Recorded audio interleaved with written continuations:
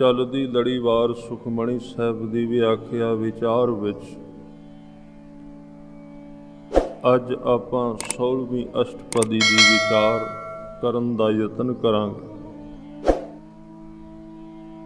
ਸਤਿਗੁਰੂ ਗੁਰੂ ਅਰਜਨ ਦੇਵ ਪਾਤਸ਼ਾਹ ਜੀ ਅਕਾਲ ਪੁਰਖ ਵਾਹਿਗੁਰੂ ਦੀ ਬੇਅੰਤਤਾ ਜੋ ਉਸ ਦਾ ਕਿਸੇ ਅੰਤ ਨਹੀਂ ਪਾਇਆ, ਕਿਉਂਕਿ ਉਸ ਦਾ ਰੂਪ ਕੋਈ ਨਹੀਂ ਹੈ, ਉਹਦੀ ਕੋਈ ਤਸਵੀਰ ਨਹੀਂ ਹੈ, ਉਸ ਦਾ ਕੋਈ ਅਖੀਰਲਾ ਸਿਰਾ ਨਹੀਂ, ਨਾ ਉਹ ਸਮੇਂ ਦੀ ਕੈਦ ਵਿੱਚ ਹੈ, ਨਾ ਉਹ ਬੁੱਧੀ ਦੀ ਕੈਦ ਵਿੱਚ ਆਉਂਦਾ ਹੈ। ਇਹਨਾਂ ਸਾਰੀਆਂ ਚੀਜ਼ਾਂ ਤੋਂ ਪਾਰ ਹੈ। ਸੰਸਾਰ ਵਿੱਚ ਦੇਖਦੇ ਹਾਂ ਬਹੁਤ ਸਾਰੀਆਂ ਚੀਜ਼ਾਂ ਰੂਪਮਾਨ ਨੇ, ਕਹਿੰਦੇ ਉਹਦਾ ਰੂਪ ਕੋਈ ਨਹੀਂ, ਫਿਰ ਕਹਿੰਦੇ ਉਹਦਾ ਸਿਮਰਨ ਕਰ, ਉਹਨੂੰ ਯਾਦ ਕਰ। ਇਸ ਕਰਕੇ ਇਹ ਮਾਰਗ ਸਰਲ ਵੀ ਬੜਾ ਹੈ ਤੇ ਕਠਿਨ ਵੀ ਬੜਾ ਹੈ। ਸਰਲ ਇਸ ਕਰਕੇ ਹੈ ਜਿਹਨੂੰ ਯਾਦ ਕਰਨਾ ਹੈ ਉਹ ਬਿਲਕੁਲ ਕੋਲ ਹੈ, ਫਿਰ ਉਹਦੇ ਨਾਲ ਪ੍ਰੇਮ ਕਰਨ ਵਿੱਚ ਕੋਈ ਸੰਸਾਰਕ ਮੁੱਲ ਵੀ ਨਹੀਂ ਲੱਗਦਾ, ਸੰਸਾਰਕ ਧਨ ਦੀ ਲੋੜ ਨਹੀਂ ਪੈਂਦੀ। ਤੁਸੀਂ ਸੰਸਾਰ ਵਿੱਚ ਵੇਖੋਗੇ, ਸੰਸਾਰ ਦੇ ਜਿਹੜੇ ਨਜ਼ਦੀਕੀ ਸੰਬੰਧ ਨੇ, ਨਜ਼ਦੀਕੀ ਰਿਸ਼ਤੇ ਨੇ, ਬਿਲਕੁਲ ਉਹਨਾਂ ਵਿੱਚ ਵੀ ਪ੍ਰੇਮ ਕਾਇਮ ਰੱਖਣ ਵਾਸਤੇ ਧਨ ਦੀ ਲੋੜ ਪੈਂਦੀ ਹੈ। ਕੁਝ ਕੋਲ ਹੈ ਤੇ ਉਹ ਪ੍ਰੇਮ ਕਾਇਮ ਰਹਿੰਦਾ ਹੈ, ਜੇਬ ਖਾਲੀ ਹੈ ਤੇ ਘਟਨਾ ਸ਼ੁਰੂ ਹੋ ਜਾਏਗਾ। ਮਿੱਤਰਤਾ ਇੱਥੇ ਕੁਝ ਲੈਣ ਦੇਣ ਤੇ ਖੜੀ। ਪਰਮਾਤਮਾ ਦਾ ਪ੍ਰੇਮ ਇਸ ਕਰਕੇ ਸਰਲ ਵੀ ਹੈ, ਸੌਖਾ ਵੀ ਹੈ, ਕਿਉਂਕਿ ਉਹਦੇ ਵਾਸਤੇ ਬਾਹਰੋਂ ਕੋਈ ਸਾਧਨ ਨਹੀਂ ਲੱਭਣੇ ਪੈਂਦੇ, ਨਾ ਧਨ ਦੀ ਲੋੜ, ਨਾ ਧਾਮ ਦੀ। ਸੰਸਾਰਿਕ ਰਿਸ਼ਤਾ ਜੋੜਨਾ ਹੋਵੇ ਤੇ ਲੋਕ ਘਰ ਕੋਠੀ ਵਹਿੰਦੇ ਨੇ, ਕਿੱਥੇ ਰਹਿੰਦਾ, ਕਿਵੇਂ ਦਾ, ਇਹਦੀ ਪ੍ਰਾਪਰਟੀ ਕੀ ਹੈ, ਜਾਇਦਾਦ ਕਿੰਨੀ ਹੈ, ਇਹਦੇ ਨੈਣ ਨਕਸ਼ ਕਿਵੇਂ ਦੇ ਨੇ, ਬੜਾ ਕੁਝ ਵੇਖਿਆ ਜਾਂਦਾ। ਇਹ ਸਾਰੀਆਂ ਚੀਜ਼ਾਂ ਵੇਖਣ ਤੋਂ ਬਾਅਦ ਕੋਈ ਰਿਸ਼ਤਾ ਜੋੜਦਾ ਹੈ। ਪਰ ਅਕਾਲ ਪੁਰਖ ਦੇ ਘਰ ਵਿੱਚ ਜਿਹਨੇ ਉਹਦੇ ਨਾਲ ਪ੍ਰੇਮ ਕੀਤਾ, ਉਹ ਕਦੀ ਨਹੀਂ ਵੇਖਦਾ ਇਹਦਾ ਘਰ ਕਿਵੇਂ ਦਾ, ਇਹਦੀ ਜਾਤ ਕਿਹੜੀ ਹੈ, ਇਹਦੇ ਨੈਣ ਨਕਸ਼ ਕਿਹੜੇ ਨੇ, ਇਹਦੀ ਨਸਲ ਕਿਹੜੀ, ਇਹਦਾ ਰੰਗ ਕਿਹੜਾ ਹੈ, ਇਹਦੇ ਨਾਮ ਕਿੰਨੀ ਕੁ ਪ੍ਰਾਪਰਟੀ। ਉਹਦੇ ਨਾਲ ਪ੍ਰੇਮ ਕਰਨ ਵਾਸਤੇ ਬਾਹਰੋਂ ਕੁਝ ਨਹੀਂ ਵਰਤਣਾ ਪੈਂਦਾ। ਉਹਦੇ ਵਾਸਤੇ ਪ੍ਰੇਮ, ਉਹਦੇ ਨਾਲ ਪ੍ਰੇਮ ਕਰਨ ਵਾਸਤੇ ਅੰਦਰਲਾ ਵਰਤਣਾ ਪੈਂਦਾ ਹੈ, ਜਿਹਨੂੰ ਗੁਰੂ ਸਾਹਿਬ ਕਹਿੰਦੇ ਨੇ ਮਨ ਦੇ ਰਾਮ ਲਿਆ ਹੈ ਮੋਲ।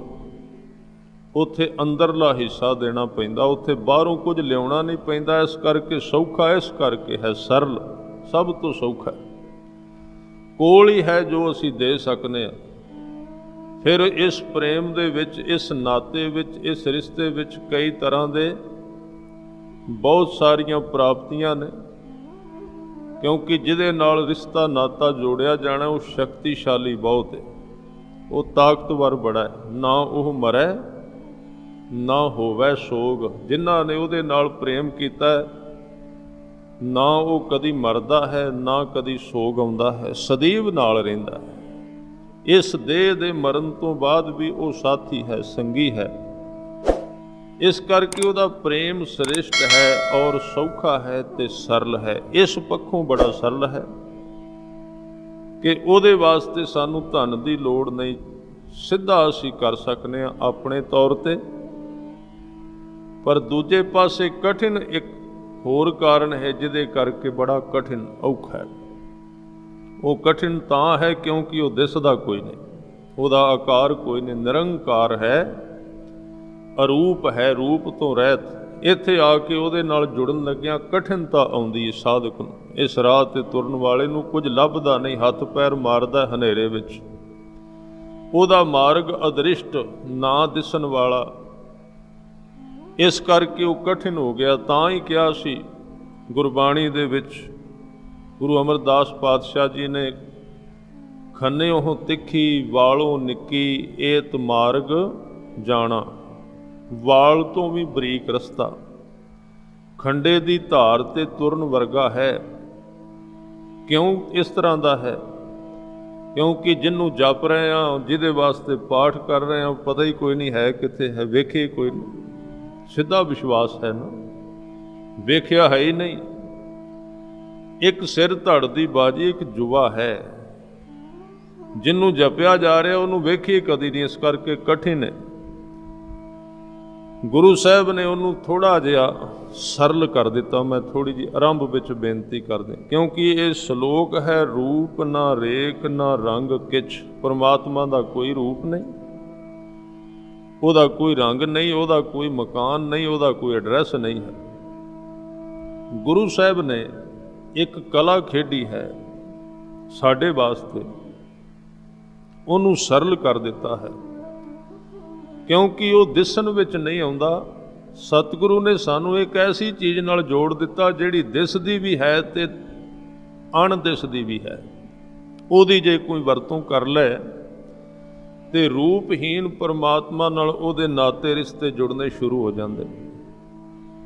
ਸਾਨੂੰ ਸਤਿਗੁਰੂ ਨੇ ਉਸ ਦਾਤ ਨਾਲ ਜੋੜ ਦਿੱਤਾ ਹੈ 10 ਪਾਤਸ਼ਾਹੀਆਂ ਨੇ, ਜਿਹੜੀ ਇੱਕੋ ਸਮੇਂ ਦਿਸਣ ਵਿੱਚ ਵੀ ਆਉਂਦੀ ਏ ਤੇ ਅਣਦਿਸਦੀ ਨਾ ਦਿਸਣ ਵਿੱਚ ਵੀ ਆਉਂਦੀ, ਜਿਹਦਾ ਰੂਪ ਵੀ ਹੈ ਤੇ ਜਿਹਦਾ ਕੋਈ ਰੂਪ ਨਹੀਂ। ਨਹੀਂ ਤੇ ਇਹ ਜਿਹੜਾ ਵਿਗਿਆਨ ਹੈ ਕਿਸੇ ਤੇ ਘਟਦਾ ਨਹੀਂ।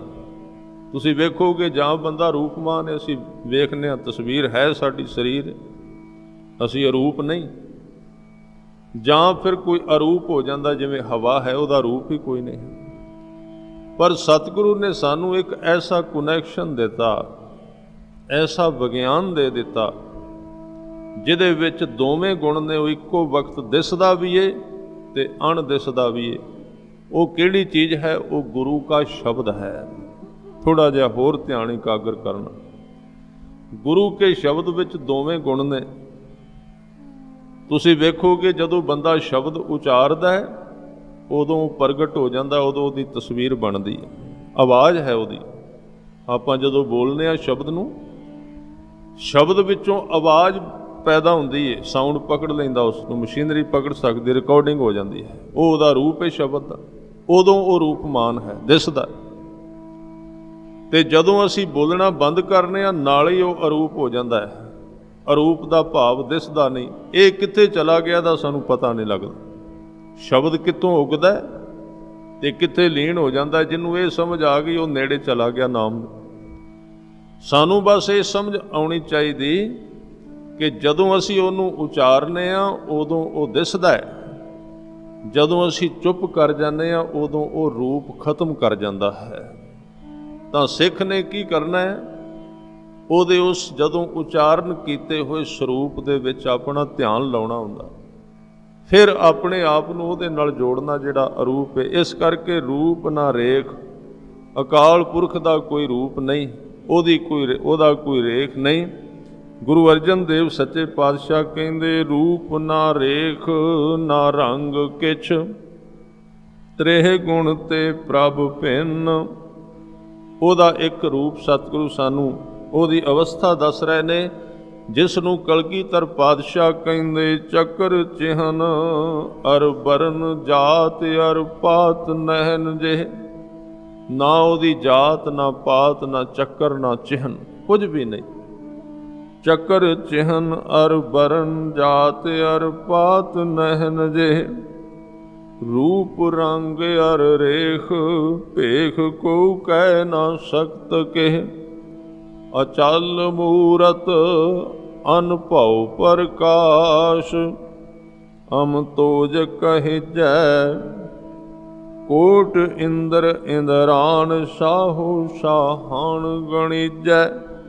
ਉਹਦੀ ਅਵਸਥਾ ਦੱਸ ਰਹੇ ਨੇ, ਕਹਿੰਦੇ ਰੂਪ ਨਹੀਂ ਤਾਂ ਉਹਨੂੰ ਅਰੂਪ ਹੋ ਕੇ ਲੱਭਿਆ ਜਾ ਸਕਦਾ। ਅਸੀਂ ਰੂਪਾਂ ਵਿੱਚ ਫਸੇ ਹੋਏ ਹਾਂ, ਤਸਵੀਰਾਂ ਵਿੱਚ ਫਸੇ ਹਾਂ, ਮੂਰਤੀਆਂ ਵਿੱਚ, ਇਹਨਾਂ ਚੀਜ਼ਾਂ ਵਿੱਚ ਫਸੇ ਹੋਏ ਹਾਂ। ਸਾਡਾ ਧਿਆਨ ਦਿਸਦੀਆਂ ਚੀਜ਼ਾਂ ਨਾਲ ਵੇਖ ਵੇਖ ਕੇ ਇਹ ਇੱਕ ਮੋਟੀ ਪਰਤ ਬਣ ਗਈ ਸਾਡੇ ਧਿਆਨ ਦੀ। ਉਹ ਨਾ ਦਿਸਦੀਆਂ ਚੀਜ਼ਾਂ ਨੂੰ ਵੇਖ ਹੀ ਨਹੀਂ ਸਕਦਾ। ਤਾਂ ਇੱਕ ਬੜੀ ਸੁੰਦਰ ਕਹਾਣੀ ਹੈ। ਕੋਈ ਵਿਅਕਤੀ ਇੱਕ ਮਹਾਤਮਾ ਕੋਲ ਜਾਂਦਾ ਹੈ, ਉਹਦੇ ਤੋਂ ਪਰਮਾਤਮਾ ਦੀ ਤਸਵੀਰ ਪੁੱਛਦਾ ਹੈ, ਉਹਦੇ ਨੈਣ ਨਕਸ਼ ਪੁੱਛਦਾ ਹੈ। ਉਹਨੇ ਕਿਹਾ ਤੂੰ ਥੋੜ੍ਹੇ ਦਿਨ ਮੇਰੇ ਕੋਲ ਠਹਿਰ, ਤੈਨੂੰ ਮੈਂ ਤਸਵੀਰ ਬਣਾ ਦਿਆਂਗਾ, ਤੈਨੂੰ ਮੈਂ ਉਹਦੀ ਤਸਵੀਰ ਬਾਰੇ ਦੱਸ ਦਿਆਂਗਾ। ਥੋੜ੍ਹੇ ਦਿਨ ਰਿਹਾ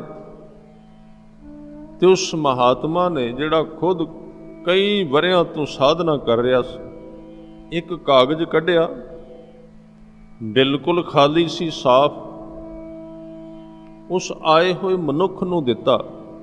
ਕਹਿਣ ਲੱਗਿਆ ਇੱਕ ਚਿੱਠੀ ਹੈ, ਇੱਥੋਂ 40 ਮੀਲ ਤੇ ਇੱਕ ਮੇਰਾ ਮਿੱਤਰ ਹੈ, ਉਹਨੂੰ ਜਾ ਕੇ ਚਿੱਠੀ ਦੇਣੀ, ਸੰਦੇਸ਼ ਭੇਜਣਾ।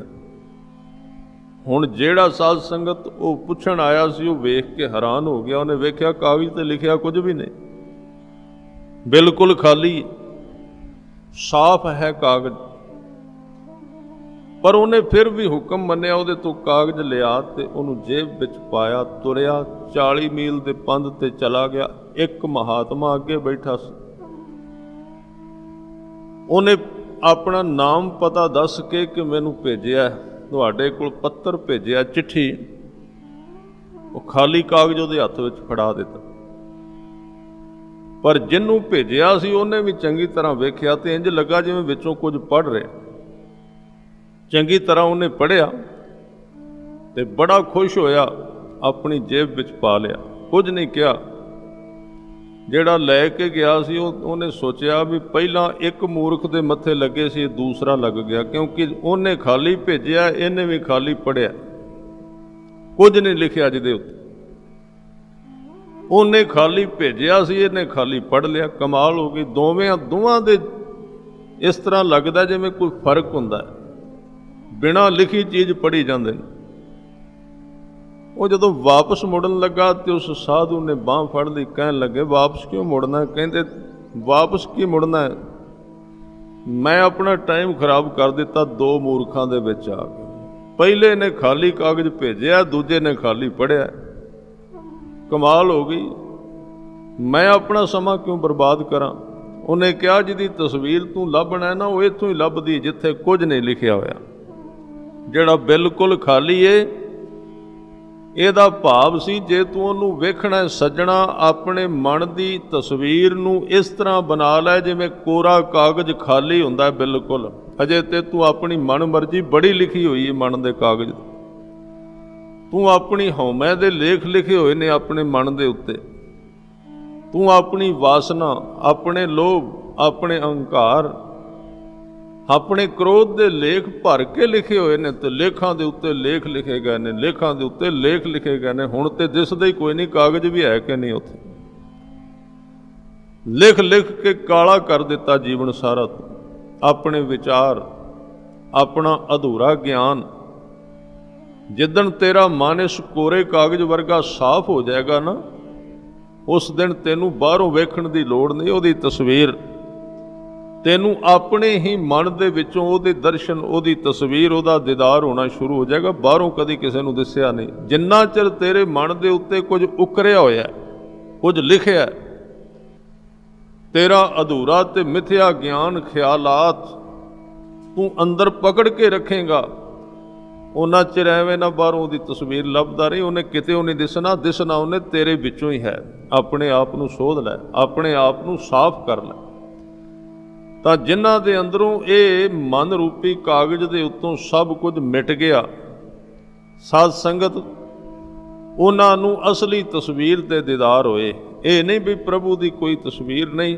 ਸਤਿਗੁਰੂ ਨੇ ਕਈ ਥਾਵਾਂ ਤੇ ਬਚਨ ਕਿਹਾ ਹੈ, ਜਿੱਥੇ ਹਜ਼ੂਰ ਕਹਿੰਦੇ ਨੇ ਉਹ ਦਿਸਦਾ ਨਹੀਂ, ਉੱਥੇ ਉਹਨੂੰ ਮੂਰਤੀ ਵੀ ਕਿਹਾ। ਅਕਾਲ ਮੂਰਤ, ਮੂਰਤ ਦਾ ਅਰਥ ਹੈ ਤਸਵੀਰ। ਉਹਦੀ ਇੱਕ ਮੂਰਤ ਹੈ, ਪਰ ਉਹ ਮੂਰਤ ਇਹਨਾਂ ਮੂਰਤਾਂ ਵਰਗੀ ਨਹੀਂ, ਨਾ ਇਸ ਅੱਖ ਨਾਲ ਦਿਸਦੀ ਏ। ਉਹ ਹੈ ਤੇਰੇ ਮਨ ਦੇ ਵਿੱਚ ਲੁਕੀ ਹੋਈ। ਤੂੰ ਉਸ ਮੂਰਤ ਵੱਲ ਕਦੀ ਧਿਆਨ ਨਹੀਂ ਦਿੱਤਾ। ਆਪਣੇ ਅੰਦਰ ਵੇਖ ਝੁਕ ਕੇ ਉਹਨੂੰ ਆਪਣੇ ਆਪੇ ਦੇ ਵਿੱਚੋਂ ਵੇਖਣ ਦਾ ਯਤਨ ਕਰ। ਉਹੀ ਤੇ ਬਾਰੀ ਹੈ, ਉਹੀ ਝਰੋਖਾ ਹੈ। ਅਸੀਂ ਕਵਾਂਗੇ ਮਨੁੱਖ ਦਾ ਮਨ ਤੇ ਬਹੁਤ ਛੋਟਾ ਹੈ, ਉਹਦੇ ਵਿੱਚੋਂ ਇੰਨਾ ਵਿਸ਼ਾਲ ਰੱਬ, ਉਹਦੀ ਤਸਵੀਰ ਕਿਵੇਂ ਦਿਸੇਗੀ? ਇੰਨਾ ਵਿਸ਼ਾਲ ਰੱਬ ਤੁਸੀਂ ਕਦੀ ਵੇਖਣਾ। ਸਾਡੇ ਮਕਾਨ ਦੀ ਜਿਹੜੀ ਬਾਰੀ ਹੈ ਨਾ, ਝਰੋਖਾ, ਭਾਵੇਂ 1 ਫੁੱਟ ਦੀ ਹੋਵੇ, ਉਸ 1 ਫੁੱਟ ਦੇ ਵਿੱਚੋਂ ਬਹੁਤ ਵੱਡਾ ਆਕਾਸ਼ ਵੇਖਿਆ ਜਾ ਸਕਦਾ। ਬਹੁਤ ਵੱਡਾ ਆਕਾਸ਼ ਅਸੀਂ ਉਹਦੇ ਵਿੱਚੋਂ ਵੇਖ ਸਕਦੇ। ਤਾਂ ਜਿੰਨਾ ਚਿਰ ਅਸੀਂ ਆਪਣੇ ਮਨ ਦੀ ਬਾਰੀ ਨਹੀਂ ਨਾ ਖੋਲ੍ਹਦੇ, ਭਾਈ ਗੁਰਦਾਸ ਜੀ ਤਾਂ ਹੀ ਕਹਿੰਦੇ ਨੇ ਕਿ ਸਾਧ ਸੰਗਤ ਸੱਚਖੰਡ ਹੈ, ਜਾਏ ਝਰੋਖਾ ਖੋਲ੍ਹੈ ਬਾਰੀ। ਬਾਰੀ ਖੋਲ ਕੇ ਵੇਖ ਮਨ ਦੀ, ਉਹਦੇ ਵਿੱਚੋਂ ਵੱਡਾ ਬੜਾ ਆਕਾਸ਼ ਦਿਸੇਗਾ ਜਿਹਨੂੰ ਤੂੰ ਇੱਥੋਂ ਲੱਭ ਰਿਹਾ। ਬਾਰੀਆਂ ਬੰਦ ਨੇ ਸਾਧ ਸੰਗਤ, ਤੇ ਅਸੀਂ ਹੋਰ ਪਾਸੋਂ ਲੱਭ ਰਹੇ ਹਾਂ। ਇਸ ਕਰਕੇ ਕਹਿੰਦੇ ਉਹਦਾ ਰੂਪ ਕੋਈ ਨਹੀਂ, ਉਹਦਾ ਰੂਪ ਤੂੰ ਹੀ ਹੈ। ਬਸ ਤੂੰ ਆਪਣੇ ਆਪ ਨੂੰ ਵੇਖ ਕਿੱਥੇ ਹੈ, ਆਪਣੇ ਆਪ ਦੇ ਵਿੱਚੋਂ ਝਾਤੀ ਮਾਰ। ਤਾਂ ਇਸ ਤਰ੍ਹਾਂ ਰੂਪਹੀਨ ਪਰਮਾਤਮਾ ਦੀ ਖਬਰ ਗੁਰੂ ਅਰਜਨ ਦੇਵ ਪਾਤਸ਼ਾਹ ਸਮਝਾ ਰਹੇ ਨੇ। ਕਹਿੰਦੇ ਰੂਪ ਨਾ ਰੇਖ, ਰੇਖ ਦਾ ਅਰਥ ਹੈ ਰੇਖਾ, ਲਕੀਰ, ਉਹਦੀ ਕੋਈ ਲਕੀਰ ਨਹੀਂ। ਭਾਵ ਉਹ ਜਿੱਥੋਂ ਨਿਕਲਦਾ ਉਹਦੀਆਂ ਨਿਸ਼ਾਨੀਆਂ ਨਹੀਂ ਪੈਂਦੀਆਂ। ਰੂਪ ਨਾ ਰੇਖ ਨਾ ਰੰਗ, ਤੇ ਉਹਦਾ ਕੋਈ ਖਾਸ ਰੰਗ ਨਹੀਂ ਹੈ। ਵੈਸੇ ਗੁਰਬਾਣੀ ਵਿੱਚ ਲਾਲ ਰੰਗ ਦੀ ਵਿਆਖਿਆ ਆਈ, ਤੁਸੀਂ ਬਾਣੀ ਵਿੱਚ ਪੜ੍ਹੋਗੇ ਕਿ ਲਾਲ ਰੰਗ ਤਿਸ ਕੋ ਲਗਾ ਜਿਸ ਕੇ ਵਡ ਭਾਗਾ, ਮੈਲਾ ਕਦੇ ਨਾ ਹੋਵਈ ਨਾ ਲਾਗੈ ਦਾਗਾ। ਇਹ ਲਾਲ ਰੰਗ ਦਾ ਜਿਹੜਾ ਉਦਾਹਰਨ ਦਿੱਤਾ ਗਿਆ ਹੈ, ਉਹ ਸਿਰਫ ਲਾਲ ਰੰਗ ਦੇ ਅਰਥ ਨੇ ਪ੍ਰੇਮ ਦਾ ਰੰਗ। ਪ੍ਰੇਮ ਦੇ ਵਿੱਚ ਜਦੋਂ ਵੱਜ ਜਾਏ ਕੋਈ, ਤੇ ਉਹਦੇ ਅੰਦਰ ਇੱਕ ਰੰਗ ਬਣਦਾ, ਉਹਨੂੰ ਕਹਿੰਦੇ ਲਾਲ ਰੰਗ। ਲਾਲ ਰੰਗ ਤਿਸ ਕੋ ਲਗਾ ਜਿਸ ਕੇ ਵਡ ਭਾਗਾ, ਮੈਲਾ ਕਦੇ ਨਾ ਹੋਵਈ ਨਾ ਲਾਗੈ ਦਾਗਾ। ਸਿੱਧਾਂ ਨੇ, ਯੋਗੀਆਂ ਨੇ ਗੁਰੂ ਨਾਨਕ ਸਾਹਿਬ ਨੂੰ ਕਿਹਾ ਸੀ ਕੱਪੜੇ ਕਿਹੜੇ ਰੰਗ ਦੇ ਪਾ ਕੇ ਫਿਰਦੇ? ਕਿਉਂਕਿ ਗੁਰੂ ਨਾਨਕ ਸਾਹਿਬ ਜੀ ਜਦੋਂ ਕਿਤੇ ਜਾਂਦੇ ਸਨ ਤੇ ਇੱਕ ਪੈਰ ਵਿੱਚ ਖੜਾਂ, ਇੱਕ ਪੈਰ ਨੰਗਾ, ਕਈ ਥਾਵਾਂ ਤੇ ਗਲ ਵਿੱਚ ਕਮੀਜ਼ ਹੋਰ ਰੰਗ ਦੀ, ਦਸਤਾਰ ਹੋਰ ਰੰਗ ਦੀ ਬੰਨ੍ਹ ਲੈਣੀ। ਤਾਂ ਸੁਭਾਵਕ ਵੱਖਰੇ ਵੱਖਰੇ ਕੱਪੜੇ। ਜਦੋਂ ਉੱਥੇ ਗਏ, ਉਹਨਾਂ ਪੁੱਛਿਆ ਪਹਿਲਾਂ ਤੇ ਕਿਹਾ, ਕਹਿੰਦੇ ਕੱਪੜੇ ਬਦਲੋ, ਗੇਰਵੇ ਕੱਪੜੇ ਪਾਓ। ਹਜ਼ੂਰ ਨੇ ਕਿਹਾ ਇਹ ਕਿਉਂ? ਕਹਿੰਦੇ ਇਹ ਤੇ ਰੰਗ ਹੈ ਧਰਮੀ ਬੰਦੇ ਦਾ। ਸਤਿਗੁਰੂ ਕਹਿੰਦੇ ਮੈਨੂੰ ਇੱਕ ਗੱਲ ਦੱਸੋ ਕਿ ਰੱਬ ਇਹ ਕੱਪੜੇ ਪਾਉਂਦਾ ਜਿਹੜੇ ਤੁਸੀਂ ਪਾਏ ਨੇ? ਪਰਮਾਤਮਾ ਪਾਉਂਦਾ? ਕਹਿੰਦੇ ਛੱਡੋ ਪਰਮਾਤਮਾ ਦੀ ਗੱਲ। ਹਜ਼ੂਰ ਕਹਿੰਦੇ ਫਿਰ ਘਰ ਛੱਡ ਕੇ ਇੱਥੇ ਕਿਉਂ ਆਏ ਜੇ ਪਰਮਾਤਮਾ ਦੀ ਗੱਲ ਛੱਡਣੀ? ਕਿਹੜੇ ਕੱਪੜੇ ਪਾਉਂਦਾ ਦੱਸੋ, ਕਿਹੜੇ ਵਸਤਰ ਪਾਉਂਦਾ ਹੈ? ਉਹ ਨਾ ਰੰਗਾਂ ਵਿੱਚ ਆਉਂਦਾ ਹੈ ਨਾ ਕੱਪੜਿਆਂ ਵਿੱਚ ਆਉਂਦਾ ਹੈ। ਹਾਂ ਇਹ ਗੱਲ ਠੀਕ ਹੈ, ਤੁਸੀਂ ਜਿਸ ਰਾਹ ਤੇ ਜਾ ਰਹੇ ਹੋ ਉਹਦੇ ਕੱਪੜਿਆਂ ਦੀ ਵਰਤੋਂ ਕਰਕੇ ਉਹਦੇ ਤੱਕ ਚਲੇ ਜਾਓ ਜੋ ਕੱਪੜਿਆਂ ਤੋਂ ਰਹਿਤ, ਜੋ ਵਸਤਰਾਂ ਤੋਂ ਰਹਿਤ, ਜਿਹਦਾ ਕੋਈ ਰੰਗ ਨਹੀਂ ਨਾ ਰੂਪ ਹੈ। ਆਦ ਅਨੀਲ ਅਨਾਦ ਅਨਾਹਤ ਜੁਗ ਜੁਗ, ਇੱਕੋ ਵੇਸ਼, ਉਹਦਾ ਵੇਸ਼ ਇੱਕੋ ਰਹਿੰਦਾ, ਉਹਦੇ ਕੱਪੜੇ ਇੱਕੋ ਜਿਹੇ ਰਹਿੰਦੇ ਨੇ, ਕਦੀ ਬਦਲਦਾ ਨਹੀਂ। ਤਾਂ ਉਸ ਦੇ ਕੱਪੜਿਆਂ ਦਾ ਜ਼ਿਕਰ ਵੀ ਗੁਰਬਾਣੀ ਵਿੱਚ ਕੀਤਾ ਗਿਆ। ਸਤਿਗੁਰੂ ਨੇ ਬਚਨ ਕੀਤਾ, ਪ੍ਰੇਮ ਪਟੋਲਾ ਤੈਂ ਸਹਿ ਦਿੱਤਾ, ਢੱਕਣ ਕੋ ਪਤ ਮੇਰੀ। ਪ੍ਰੇਮ ਪਟੋਲਾ, ਪ੍ਰੇਮ ਦਾ ਕੱਪੜਾ ਹੈ ਉਹਦੇ ਕੋਲ, ਉਹ ਪਹਿਨਦਾ ਹੈ, ਹੋਰ ਕਿਸੇ ਰੰਗ ਨੂੰ ਪ੍ਰਵਾਨ ਨਹੀਂ ਕਰਦਾ। ਇਸ ਕਰਕੇ ਰੂਪ ਨਾ ਰੇਖ ਨਾ ਰੰਗ ਕਿਛ, ਉਹਦਾ ਕੋਈ ਰੰਗ ਵੀ ਨਹੀਂ ਹੈ। ਤ੍ਰੇਹੂ ਗੁਣ ਤੇ ਪ੍ਰਭ ਭਿੰਨ। ਤ੍ਰੇਹੂ ਗੁਣ ਦਾ ਅਰਥ ਹੈ ਤਿੰਨ ਸੁਭਾਅ, ਇਹਨਾਂ ਤੋਂ ਉੱਚਾ ਹੈ। ਜਿਵੇਂ ਸਾਡੇ ਵਿੱਚ ਤਿੰਨ ਸੁਭਾਅ ਕੰਮ ਕਰਦੇ ਨੇ, ਤਿੰਨਾਂ ਵਿੱਚੋਂ ਇੱਕ ਜ਼ਿਆਦਾ ਪਰਸੈਂਟੇਜ ਵਿੱਚ ਹੁੰਦਾ ਹੈ। ਤਿੰਨ ਸੁਭਾਅ ਨੇ, ਰਜੋ ਤਮੋ ਤੇ ਸਤੋ। ਤਿੰਨ ਸੁਭਾਵਾਂ ਵਿੱਚ ਅਸੀਂ ਜਿਉਂਦੇ ਹਾਂ, ਤੇ ਜਿੰਨਾ ਚਿਰ ਇਹ ਸੁਭਾਅ ਤੋੜ ਕੇ ਅੱਗੇ ਨਹੀਂ ਲੰਘਦੇ, ਉਹਦੇ ਨਾਲ ਸਾਡੇ ਸੰਬੰਧ ਨਹੀਂ ਹੋ ਸਕਦੇ। ਰਜੋ ਦਾ ਅਰਥ ਹੈ ਰਾਜਸੀ ਸੁਭਾਅ, ਰਾਜਨੀਤੀ, ਮਨ ਦੇ ਵਿੱਚ ਹਮੇਸ਼ਾ ਰਾਜਨੀਤੀ ਦਾ ਵਾਸ ਰੱਖਣਾ, ਉਹਦੇ ਨਾਲ ਸੰਬੰਧ ਨਹੀਂ ਜੁੜੇਗਾ। ਤਮੋ ਸੁਭਾਅ, ਦਿਨ ਰਾਤ ਪਹਿਨਣ ਖਾਣ ਤੇ ਆਰਾਮ ਤੇ ਐਸ਼ ਦੇ ਵਿੱਚ ਧਿਆਨ ਰਹਿਣਾ, ਇਹਨੂੰ ਕਹਿੰਦੇ ਨੇ ਤਾਮਸੀ ਸੁਭਾਅ ਇਸ ਮਨੁੱਖ ਦਾ। ਤੇ ਸਾਤਕੀ ਸੁਭਾਅ, ਕੇਵਲ ਧਾਰਮਿਕ ਚੰਗੇ ਕਰਮ ਕਰਕੇ ਸੋਚ ਲੈਣਾ ਕਿ ਮੈਂ ਧਰਮੀ ਹੋ ਗਿਆ, ਇਹ ਸਾਤਕੀ ਸੁਭਾਅ ਹੈ। ਤਿੰਨ ਤਰ੍ਹਾਂ ਦੇ ਸੁਭਾਅ ਨੇ, ਲੋੜ ਪੈਣ ਤੇ ਇਹਨਾਂ ਦੀ ਵਰਤੋਂ ਕੀਤੀ ਜਾ ਸਕਦੀ ਹੈ, ਪਰ ਕੁਝ ਹਿੱਸਾ ਇਹਦਾ ਵਰਤਿਆ ਜਾ ਸਕਦਾ, ਲਗਾਤਾਰ ਨਹੀਂ। ਇਸ ਕਰਕੇ ਸਤਿਗੁਰੂ ਬਚਨ ਕਹਿੰਦੇ ਉਹਦਾ ਜਿਹੜਾ ਸੁਭਾਅ ਹੈ ਤਿੰਨਾਂ ਸੁਭਾਵਾਂ ਤੋਂ ਉੱਚਾ ਹੈ। ਨਾ ਉਹ ਰਾਜਨੀਤੀ ਵਿੱਚ ਬਹੁਤਾ ਵਰਤਦਾ ਹੈ, ਨਾ ਉਹਦੇ ਵਿੱਚ ਕੋਈ ਤਮਾ ਹੈ, ਇੱਛਾ ਹੈ, ਤੇ ਨਾ ਉਹ ਧਾਰਮਿਕ ਬਹੁਤੇ ਭੇਖਾਂ ਵਿੱਚ ਵਿਖਾਵਿਆਂ ਵਿੱਚ ਵਿਸ਼ਵਾਸ ਰੱਖਦਾ ਹੈ। ਤ੍ਰੇ ਗੁਣ ਤੇ ਪ੍ਰਭ ਭਿੰਨ ਦਾ ਅਰਥ ਹੈ ਵੱਖਰਾ। ਹਜੂਰ ਕਹਿੰਦੇ ਤਿਸੈ ਬੁਝਾਏ ਨਾਨਕਾ, ਜਿਸ ਹੋਵੈ ਸੋ ਪ੍ਰਸੰਨ। ਸੋ ਪ੍ਰਸੰਨ, ਜਿਹਦੇ ਉੱਤੇ ਖੁਸ਼ ਹੋ ਜਾਏ, ਜਿਹਦੇ ਤੇ ਰਹਿਮਤ ਕਰਦਾ ਹੈ, ਜਿਹਦੇ ਤੇ ਕਿਰਪਾ ਕਰ ਦੇਵੇ, ਉਸ ਨੂੰ ਇਹ ਬੁਝਾਰਤ ਬੁਝਾ ਦਿੰਦਾ ਹੈ। ਆਪ ਵਰਤ ਕੇ ਉਹਦੇ ਅੰਦਰ ਆਪਣਾ ਆਪ ਜਣਾਉਂਦਾ ਹੈ, ਜਿਹਨੂੰ ਹਜੂਰ ਕਹਿੰਦੇ ਜਿਸਨੂੰ ਤੂੰ ਜਾਣਾ ਏ ਸੋਈ ਜਨ ਜਾਣੈ। ਜਿਹੜੇ ਮਨੁੱਖ ਨੂੰ ਆਪ ਜਨਾਉਣਾ ਚਾਹੇ ਨਾ, ਘੜੀ ਦੀ ਘੜੀ ਉਹਦੇ ਵਿੱਚ ਜਾ ਵਰਤਦਾ ਹੈ, ਸਾਰਾ ਗਿਆਨ ਭਰ ਆਉਂਦਾ ਉਹਦੇ ਵਿੱਚ, ਉਹਨੂੰ ਦੱਸ ਦਿੰਦਾ ਵੀ ਮੈਂ ਕਿਵੇਂ ਦਾ ਹਾਂ। ਆਪਣੀ ਜਿਹੜੀ ਹੋਂਦ ਹੈ ਉਹ ਸਿਰਫ ਆਪ ਹੀ ਦਿਖਾਉਂਦਾ ਹੈ। ਹਜੂਰ ਸੱਚੇ ਪਾਤਸ਼ਾਹ ਕਹਿੰਦੇ ਕਿ ਜਿਸ ਨੂੰ ਤੂੰ ਜਾਣਾਏ ਸੋਈ ਜਨ ਜਾਣੈ। ਉਹ ਜਨ ਜਾਣ ਲੈਂਦਾ ਹੈ ਤੈਨੂੰ, ਜਿਸ ਨੂੰ ਤੂੰ ਆਪ ਜਣਾਉਣਾ ਹੈ। ਫਿਰ ਉਹ ਕੀ ਕਰਦਾ ਉਸ ਤੋਂ ਬਾਅਦ, ਜਾਣਨ ਤੋਂ ਬਾਅਦ ਹੋਰ ਕੁਝ ਨਹੀਂ ਕਰਦਾ, ਬਸ ਇੱਕੋ ਕੰਮ ਕਰਦਾ ਹੈ, ਹਰ ਗੁਣ ਸਦ ਹੀ ਆਖ ਵਖਾਣੈ। ਉਹਦੇ ਗੁਣਾਂ ਦੇ ਸੁਭਾਅ ਦੇ, ਉਹਦੀ ਹੋਂਦ ਦੀ ਵਿਆਖਿਆ ਕਰਦਾ। ਫਿਰ ਅੱਗੇ ਸਾਰੀ ਅਸ਼ਟਪਦੀ ਵਿੱਚ ਉਹਦੇ ਰੂਪ, ਉਹਦੀ ਅਵਸਥਾ ਨੂੰ ਗੁਰੂ ਅਰਜਨ ਦੇਵ ਪਾਤਸ਼ਾਹ ਜੀ ਵਰਣਿਤ ਕਰ ਰਹੇ ਨੇ। ਸਾਹਿਬ ਕਹਿੰਦੇ ਅਬਨਾਸੀ ਪ੍ਰਭ ਮਨ ਮਹਿ ਰਾਖ। ਜਿਸ ਵਾਹਿਗੁਰੂ ਦਾ ਕੋਈ ਰੂਪ ਰੇਖ ਨਹੀਂ ਨਾ, ਕਿਸੇ ਸਿੱਖ ਨੇ ਫਿਰ ਬੇਨਤੀ ਕੀਤੀ ਗੁਰੂ ਅਰਜਨ ਦੇਵ ਪਾਤਸ਼ਾਹ ਦੇ ਚਰਨਾਂ ਵਿੱਚ ਕਿ ਮਹਾਰਾਜ ਅਸੀਂ ਤੇ ਆਮ ਬੰਦੇ ਹਾਂ, ਅਸੀਂ ਕਿਹੜਾ ਸਾਇੰਸਦਾਨ ਹਾਂ ਵੀ ਜਿਹੜਾ ਦਿਸੇ ਨਾ ਉਹਦੀ ਖੋਜ ਕਰਦੇ ਰਹੀਏ। ਅਸੀਂ ਕਿਹੜਾ ਵੀ ਸਾਰੀਆਂ ਚੀਜ਼ਾਂ ਨੂੰ ਯੰਤਰਾਂ ਨਾਲ ਖੋਜਾਂਗੇ, ਜਿਹੜਾ ਰੱਬ ਦਿਸਦਾ ਨਹੀਂ। ਸਿੱਧੇ ਸਾਦੇ ਆਦਮੀ ਆ, ਮੋਟੀ ਬੁੱਧੀ ਵਾਲੇ, ਸਾਡੇ ਤੇ ਕਿਰਪਾ ਕਰੋ, ਅਸੀਂ ਕਿਵੇਂ ਉਸ ਨਾ ਦਿਸਦੇ ਨੂੰ ਵੇਖ ਲਈਏ। ਤੇ ਹਜੂਰ ਨੇ ਫਿਰ ਅੱਗੇ ਉਹਦੇ ਤਰੀਕੇ ਦੱਸੇ ਨੇ। ਕਹਿਣ ਲੱਗੇ ਸਭ ਤੋਂ ਪਹਿਲਾਂ ਇੱਕ ਕੰਮ ਕਰ, ਉਹ ਕਿਹੜਾ ਕਾਰਜ? ਅਬਨਾਸੀ ਪ੍ਰਭ ਮਨ ਮਹਿ ਰਾਖ। ਉਹਦਾ ਇੱਕ ਧੁਰਾ ਆਪਣੇ ਮਨ ਦੇ ਵਿੱਚ ਬਣਾ, ਇੱਕ ਹੋਂਦ ਉਹਦੀ ਬਣਾ ਆਪਣੇ ਮਨ ਵਿੱਚ, ਤੈਨੂੰ ਆਪ ਨਿਰਮਿਤ ਕਰਨੀ ਪੈਣੀ ਹੈ। ਉਹਦਾ ਸ਼ਬਦ ਜਿਹੜਾ ਨਾ, ਨਾਮ, ਉਹਨੂੰ ਮਨ ਵਿੱਚ ਟਿਕਾ ਲੈ। ਬਸ ਤੂੰ ਇੱਕ ਕੰਮ ਕਰ। ਇੱਥੇ ਇਹ ਨਹੀਂ ਕਿਹਾ ਉਹਦਾ ਧਿਆਨ ਧਰ, ਕਿਉਂਕਿ ਧਿਆਨ ਧਰਨ ਦੀ ਤੇ ਉੱਥੇ ਥਾਂ ਹੀ ਕੋਈ ਨਹੀਂ। ਜਿਹਦਾ ਰੂਪ ਨਹੀਂ, ਧਿਆਨ ਕਿਹਦਾ ਧਰਾਂਗੇ। ਇੱਥੇ ਇਹ ਨਹੀਂ ਕਿਹਾ ਵੀ ਉਹਦੀ ਤਸਵੀਰ ਬਣਾ ਕੇ ਉਹਦਾ ਧਿਆਨ ਕਰ, ਸਿਰਫ ਇੱਕੋ ਕਿਹਾ ਵੀ ਮਨ ਦੇ ਵਿੱਚ ਉਹਨੂੰ ਰੱਖ, ਤੇ ਮਨ ਦੇ ਵਿੱਚ ਰੱਖ ਸ਼ਬਦ ਦੁਆਰਾ ਨਾਮ ਜਪ, ਤੇ ਸ਼ਬਦ ਨੂੰ ਮਨ ਵਿੱਚ ਟਿਕਾ। ਅਬਨਾਸੀ ਪ੍ਰਭ, ਨਾਸ ਰਹਿਤ ਵਾਹਿਗੁਰੂ ਨੂੰ, ਪ੍ਰਭੂ ਨੂੰ ਆਪਣੇ ਮਨ ਦੇ ਵਿੱਚ ਰੱਖ, ਟਿਕਾ।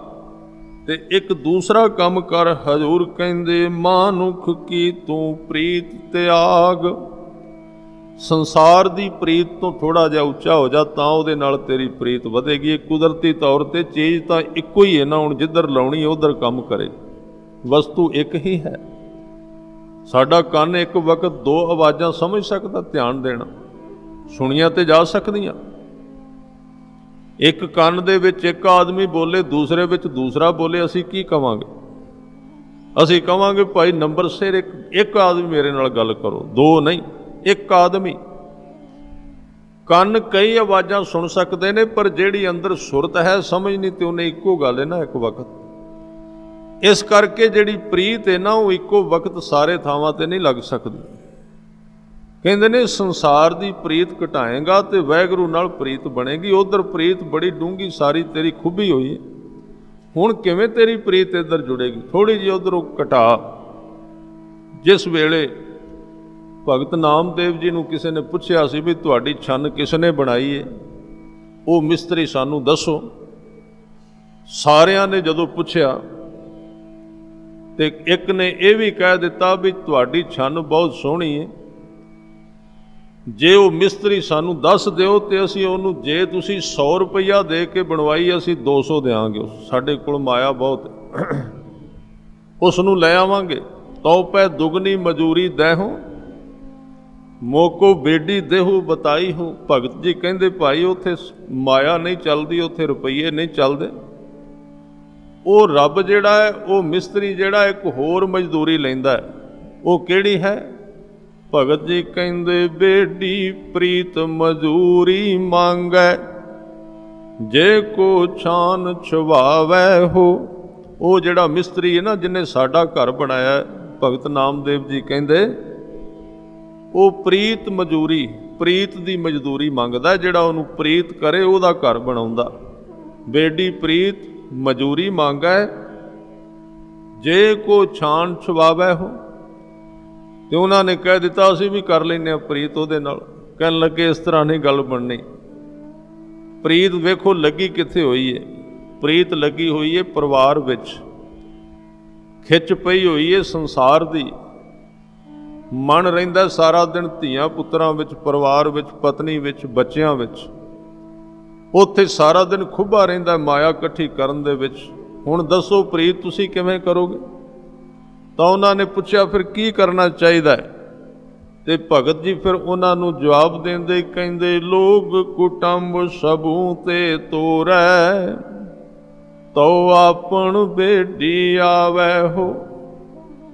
ਪ੍ਰੀਤ ਸਾਡੀ ਬੱਚਿਆਂ ਵਿੱਚ ਹੋਰ ਇੱਧਰ ਉੱਧਰ ਭਟਕਦੀ ਰਹਿੰਦੀ ਹੈ।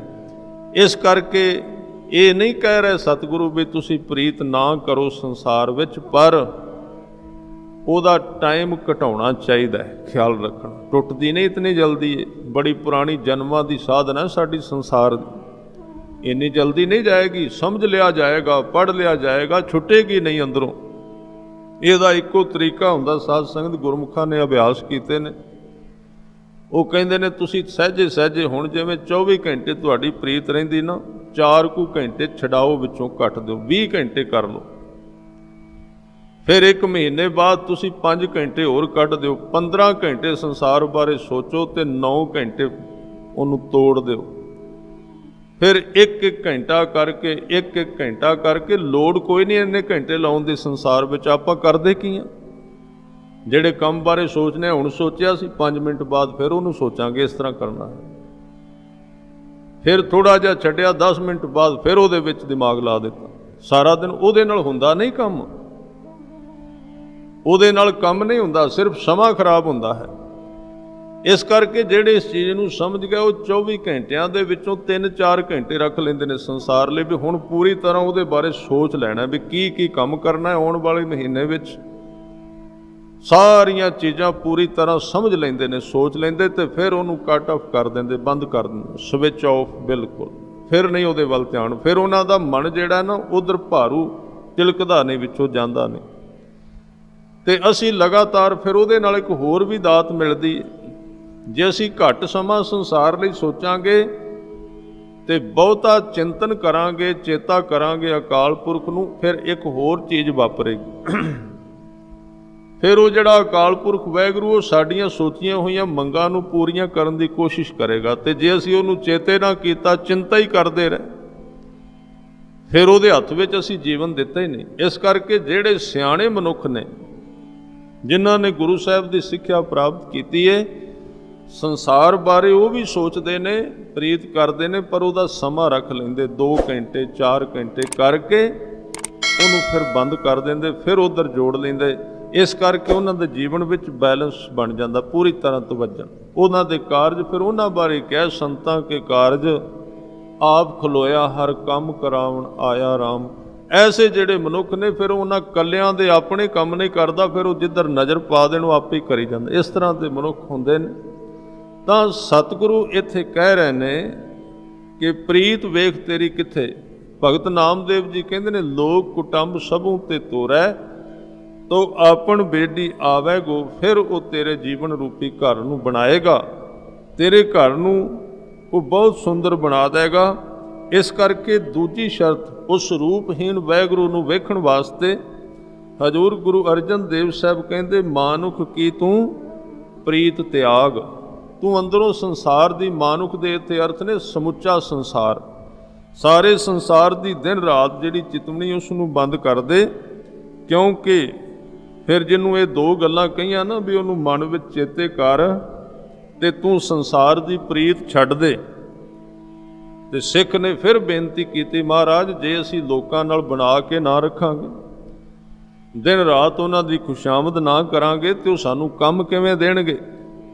ਹਜੂਰ ਨੇ ਉਹਦਾ ਫਿਰ ਜਵਾਬ ਦਿੱਤਾ, ਕਹਿੰਦੇ ਤਿਸ ਤੇ ਪਰੈ ਨਾਹੀਂ ਕਿਛ ਕੋਇ, ਸਰਬ ਨਿਰੰਤਰ ਏਕੋ ਸੋਏ। ਜਿਨ੍ਹਾਂ ਮਨੁੱਖਾਂ ਤੋਂ ਤੂੰ ਕੰਮ ਲੈਣਾ ਨਾ, ਤੂੰ ਉਹਨਾਂ ਦੇ ਪਿੱਛੇ ਤੁਰਿਆ ਫਿਰਨਾ ਤੇ ਤੇਰੇ ਕਹੇ ਤੇ ਨਹੀਂ ਤੁਰਦੇ, ਤੇਰੀ ਪਰਵਾਹ ਨਹੀਂ ਕਰਦੇ। ਤੂੰ ਉਹਦੇ ਚਰਨਾਂ ਨਾਲ ਜੁੜ ਜਿਹੜਾ ਉਹਨਾਂ ਮਨੁੱਖਾਂ ਨੂੰ ਚਲਾ ਰਿਹਾ ਹੈ। ਜਦੋਂ ਤੂੰ ਉਹਨਾਂ ਦੇ ਸਾਹਮਣੇ ਜਾਏਗਾ ਨਾ, ਸਤਿਕਾਰ ਨਾਲ ਤੇਰੇ ਅੱਗੇ ਝੁਕ ਜਾਣਗੇ, ਨਹੀਂ ਤੇ ਸਾਰੇ ਝਗੜਾ ਕਰਨਗੇ, ਕਲੇਸ਼ ਕਰਨਗੇ। ਜੇ ਤੂੰ ਇੱਕ ਨਾਲ ਨਾ ਜੁੜਿਆ, ਇੱਕ ਇੱਕ ਨਾਲ ਜੁੜਦਾ ਰਿਹਾ। ਇਹਨੂੰ ਗੁਰੂ ਤੇਗ ਬਹਾਦਰ ਸਾਹਿਬ ਕਹਿੰਦੇ, ਸੁਖ ਕੈ ਹੇਤ ਬਹੁਤ ਦੁਖ ਪਾਵਤ, ਸੇਵ ਕਰਤ ਜਨ ਜਨ ਕੀ। ਇੱਕ ਇੱਕ ਬੰਦੇ ਦੀ ਖੁਸ਼ਾਮਦ ਕਰੀ ਜਾਂਦਾ ਹੈ, ਇੱਕ ਇੱਕ ਮਨੁੱਖ ਦੀ ਖੁਸ਼ਾਮਦ ਕਰੀ ਜਾਂਦਾ ਹੈ, ਫਿਰ ਵੀ ਉਹ ਕੰਮ ਨਹੀਂ ਦਿੰਦੇ, ਫਿਰ ਵੀ ਉਹ ਵਿਰੋਧੀ ਹੋ ਜਾਂਦੇ ਨੇ, ਉਹ ਝੁਕਦੇ ਨਹੀਂ। ਦੂਜੇ ਪਾਸੇ ਸਤਿਗੁਰੂ ਨੇ ਬਚਨ ਕੀਤਾ, ਕਹਿੰਦੇ ਜੇ ਤੂੰ ਅਕਾਲ ਪੁਰਖ ਨੂੰ ਆਪਣੇ ਮਨ ਵਿੱਚ ਰੱਖਿਆ ਤੇ ਫਿਰ ਇੱਕ ਹੋਰ ਤਰ੍ਹਾਂ ਦੀ ਘਟਨਾ ਵਾਪਰਦੀ ਏ, ਜਿਹਦੇ ਵਿੱਚ ਸਾਹਿਬ ਕਹਿੰਦੇ ਪੂਰੈ ਗੁਰੂ ਹਿਰਦੈ ਹਰਿ ਸਿਮਰਤ। ਜਿਹੜੇ ਲੋਕ ਪੂਰੇ ਗੁਰੂ ਨੂੰ ਆਪਣੇ ਮਨ ਵਿੱਚ ਸਿਮਰਦੇ ਨੇ, ਕਹਿੰਦੇ ਮੁਖ ਦੇਖਤ ਅੱਖ ਜਾਹੇ ਪਰੇਰੇ। ਅਗਦਾਰ ਤੇ ਦੁਸ਼ਮਣ, ਐਸੇ ਮਨੁੱਖ ਦੇ ਮੂੰਹ ਵੱਲ ਵੇਂਦਿਆਂ ਹੀ ਉਹਦੇ ਦੁਸ਼ਮਣ ਵੀ ਉਹਦੇ ਤੋਂ ਪ੍ਰੇਰਿਤ ਹੋ ਜਾਂਦੇ ਨੇ, ਉਹਦੇ ਨਾਲ ਪ੍ਰੇਮ ਕਰਨ ਲੱਗ ਪੈਂਦੇ, ਉਹਦੇ ਨਾਲ ਝੁਕ ਜਾਂਦੇ ਨੇ। ਇਹ ਤੇ ਘਟਨਾ ਭਗਤ ਧਰੂ ਦੇ ਜੀਵਨ ਵਿੱਚ ਵਾਪਰੀ। ਜਿਹੜਾ ਦੁਸ਼ਮਣ ਸੀ ਪਿਤਾ, ਵਿਰੋਧੀ ਸੀ ਜਿਹੜੀ ਮਾਂ, ਰੱਬ ਵੱਲ ਤੁਰਿਆ ਤੇ ਪਿੱਛੋਂ ਹੀ ਸੱਦ ਲਿਆ ਵੀ ਆਓ ਤੁਹਾਨੂੰ ਰਾਜ ਦੇ ਦਿੰਦੇ ਆ। ਇਸ ਕਰਕੇ ਉਸ ਇੱਕ ਨਾਲ ਪ੍ਰੀਤ ਕਰ। ਜਿੰਨੇ ਪੁੱਛਿਆ ਸਿੱਖ ਨੇ, ਉਹ ਕਹਿੰਦਾ ਵੀ ਜੇ ਅਸੀਂ ਪ੍ਰੀਤ ਸੰਸਾਰ ਤੋਂ ਤੋੜ ਲਾਂਗੇ, ਕੰਮ ਕਿਵੇਂ ਚੱਲੇਗਾ। ਤੇ ਗੁਰੂ ਅਰਜਨ ਦੇਵ ਸਾਹਿਬ ਕਹਿੰਦੇ ਤਿਸ ਤੇ ਪਰੈ ਨਹੀਂ ਕਿਛ ਕੋਏ। ਉਸ ਤੋਂ ਪਰਾਂ ਭਾਵ ਅਕਾਲ ਪੁਰਖ ਤੋਂ ਬਾਹਰ ਕੋਈ ਵੀ ਮਨੁੱਖ ਨਹੀਂ ਹੈ। ਜੇ ਤੂੰ ਕਿਸੇ ਮਨੁੱਖ ਤੋਂ ਵੀ ਕੰਮ ਕਰਾਉਣਾ ਤੇ ਰੱਬ ਦੇ ਚਰਨਾਂ ਵਿੱਚ ਅਰਦਾਸ ਕਰ, ਉਹ ਆਪਣੇ ਆਪ ਪ੍ਰੇਰਿਤ ਹੋ ਜਾਏਗਾ। ਕਿਉਂਕਿ ਸਰਬ ਨਿਰੰਤਰ ਏਕੋ ਸੋਏ। ਨਿਰੰਤਰ ਦਾ ਸਾਰਿਆਂ ਦੇ ਵਿੱਚ, ਸਰਬ ਦਾ ਅਰਥ ਹੈ ਸਾਰਿਆਂ ਵਿੱਚ, ਨਿਰੰਤਰ ਭਾਵ ਲਗਾਤਾਰ ਇੱਕੋ ਹੀ ਉਹਨਾਂ ਵਿੱਚ ਸਮਾਇਆ ਹੋਇਆ। ਆਪੇ ਬੀਨਾ ਆਪੇ ਦਾਨਾ, ਗਹਿਰ ਗੰਭੀਰ ਗਹੀਰ ਸੋ ਜਾਨਾ। ਬੀਨਾ ਦੇ ਅਰਥ ਨੇ ਬਹੁਤਾ ਸਿਆਣਾ, ਦਾਨਾ ਦੇ ਅਰਥ ਨੇ ਸਿਆਣਾ।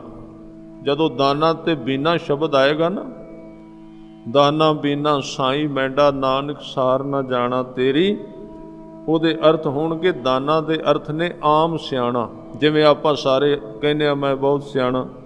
ਬੀਨਾ ਦੇ ਅਰਥ ਨੇ ਉਹ ਐਡਾ ਸਿਆਣਾ ਹੈ ਕਿ ਉਹ ਉਹਨਾਂ ਚੀਜ਼ਾਂ ਨੂੰ ਵੀ ਜਾਣ ਲੈਂਦਾ ਜਿਹੜੀਆਂ ਸਾਡੀ ਪਕੜ ਵਿੱਚ ਅਜੇ ਨਹੀਂ ਆਈਆਂ, ਉਹਨਾਂ ਨੂੰ ਵੀ ਸਮਝ ਲੈਂਦਾ। ਇਸ ਕਰਕੇ ਸਤਿਗੁਰੂ ਉਹਦੇ ਗੁਣ ਕਹਿੰਦੇ ਨੇ, ਕਹਿੰਦੇ ਆਪੇ ਬੀਨਾ। ਇਹ ਸਾਰੇ ਸ਼ਬਦ ਤਾਂ ਕਹਿ ਰਹੇ ਨੇ ਕਿ ਉਸ ਸਾਧਕ ਨੂੰ ਅਕਾਲ ਪੁਰਖ ਤੇ ਵਿਸ਼ਵਾਸ ਆ ਜਾਏ। ਕਹਿੰਦੇ ਜਿਹਦੇ ਨਾਲ ਤੂੰ ਪ੍ਰੀਤ ਕਰ ਰਿਹਾ ਨਾ, ਤੈਨੂੰ ਅਹਿਸਾਸ ਹੋਣਾ ਚਾਹੀਦਾ ਉਹ ਸਿਆਣਾ ਬੜਾ ਹੈ। ਤੂੰ ਫਿਕਰ ਨਾ ਕਰ ਆਪਣੇ ਜੀਵਨ ਦਾ, ਤੇਰੀ ਇੱਕ ਇੱਕ ਰਗ ਦਾ ਉਸ ਨੂੰ ਪਤਾ ਹੈ, ਤੇਰੇ ਇੱਕ ਇੱਕ ਕੰਮ ਦਾ ਉਸ ਨੂੰ ਪਤਾ ਹੈ। ਉਹ ਸਭ ਥਾਂ ਤੇ ਤੇਰੇ ਨਾਲ ਰਹਿੰਦਾ, ਤੇਰਾ ਸਹਾਇਕ ਹੈ। ਤੇ ਉਹਨਾਂ ਥਾਵਾਂ ਤੇ ਵੀ ਹੁਣ ਆਪਾਂ ਤੇ ਸਾਧ ਸੰਗਤ ਉਹੀ ਅਰਦਾਸ ਕਰਾਂਗੇ ਨਾ, ਜਿਹੜਾ ਸਾਨੂੰ ਕੰਮ ਪੈਂਦਾ ਹੈ ਉਹੀ ਅਰਦਾਸ ਕਰਾਂਗੇ। ਪਰ ਪੂਰੇ ਗੁਰੂ ਨੂੰ ਉਹ ਵੀ ਪਤਾ ਹੁੰਦਾ ਜਿਹਦੇ ਬਾਰੇ ਅਸੀਂ ਅਰਦਾਸ ਵੀ ਨਹੀਂ ਕਰਦੇ। ਆਉਣ ਵਾਲੇ ਸਮੇਂ ਵਿੱਚ ਜੋ ਕੁਝ ਸਾਡੇ ਜੀਵਨ ਵਿੱਚ ਆਉਣਾ ਹੈ, ਪੂਰੇ ਗੁਰੂ ਨੂੰ ਉਹਦਾ ਵੀ ਪਤਾ ਹੈ, ਜਿਹਦੇ ਬਾਰੇ ਅਸੀਂ ਕਿਹਾ ਹੀ ਨਹੀਂ ਕਿ ਸਾਡਾ ਕੰਮ ਕਰੋ। ਉਹ ਇੰਨਾ ਮਹਾਨ ਤੇ ਸਿਆਣਾ ਹੈ। ਇਸ ਕਰਕੇ ਭਾਵੇਂ ਕਿ ਗੁਰਸਿੱਖ ਅਰਦਾਸ ਵੀ ਕਰਦਾ ਗੁਰੂ ਚਰਨਾਂ ਵਿੱਚ, ਪਰ ਸਾਧ ਸੰਗਤ ਉਹਨਾਂ ਚੀਜ਼ਾਂ ਬਾਰੇ ਵੀ ਗੁਰੂ ਪੂਰਾ ਜਾਣਦਾ ਜਿਹਦੀ ਸ਼ਰਨ ਵਿੱਚ ਆਪਾਂ ਪਏ ਹਾਂ। ਉਹ ਆਉਣ ਵਾਲੇ ਲੰਮੇ ਸਮੇਂ ਬਾਰੇ ਸਾਡੇ ਜਾਣਦਾ।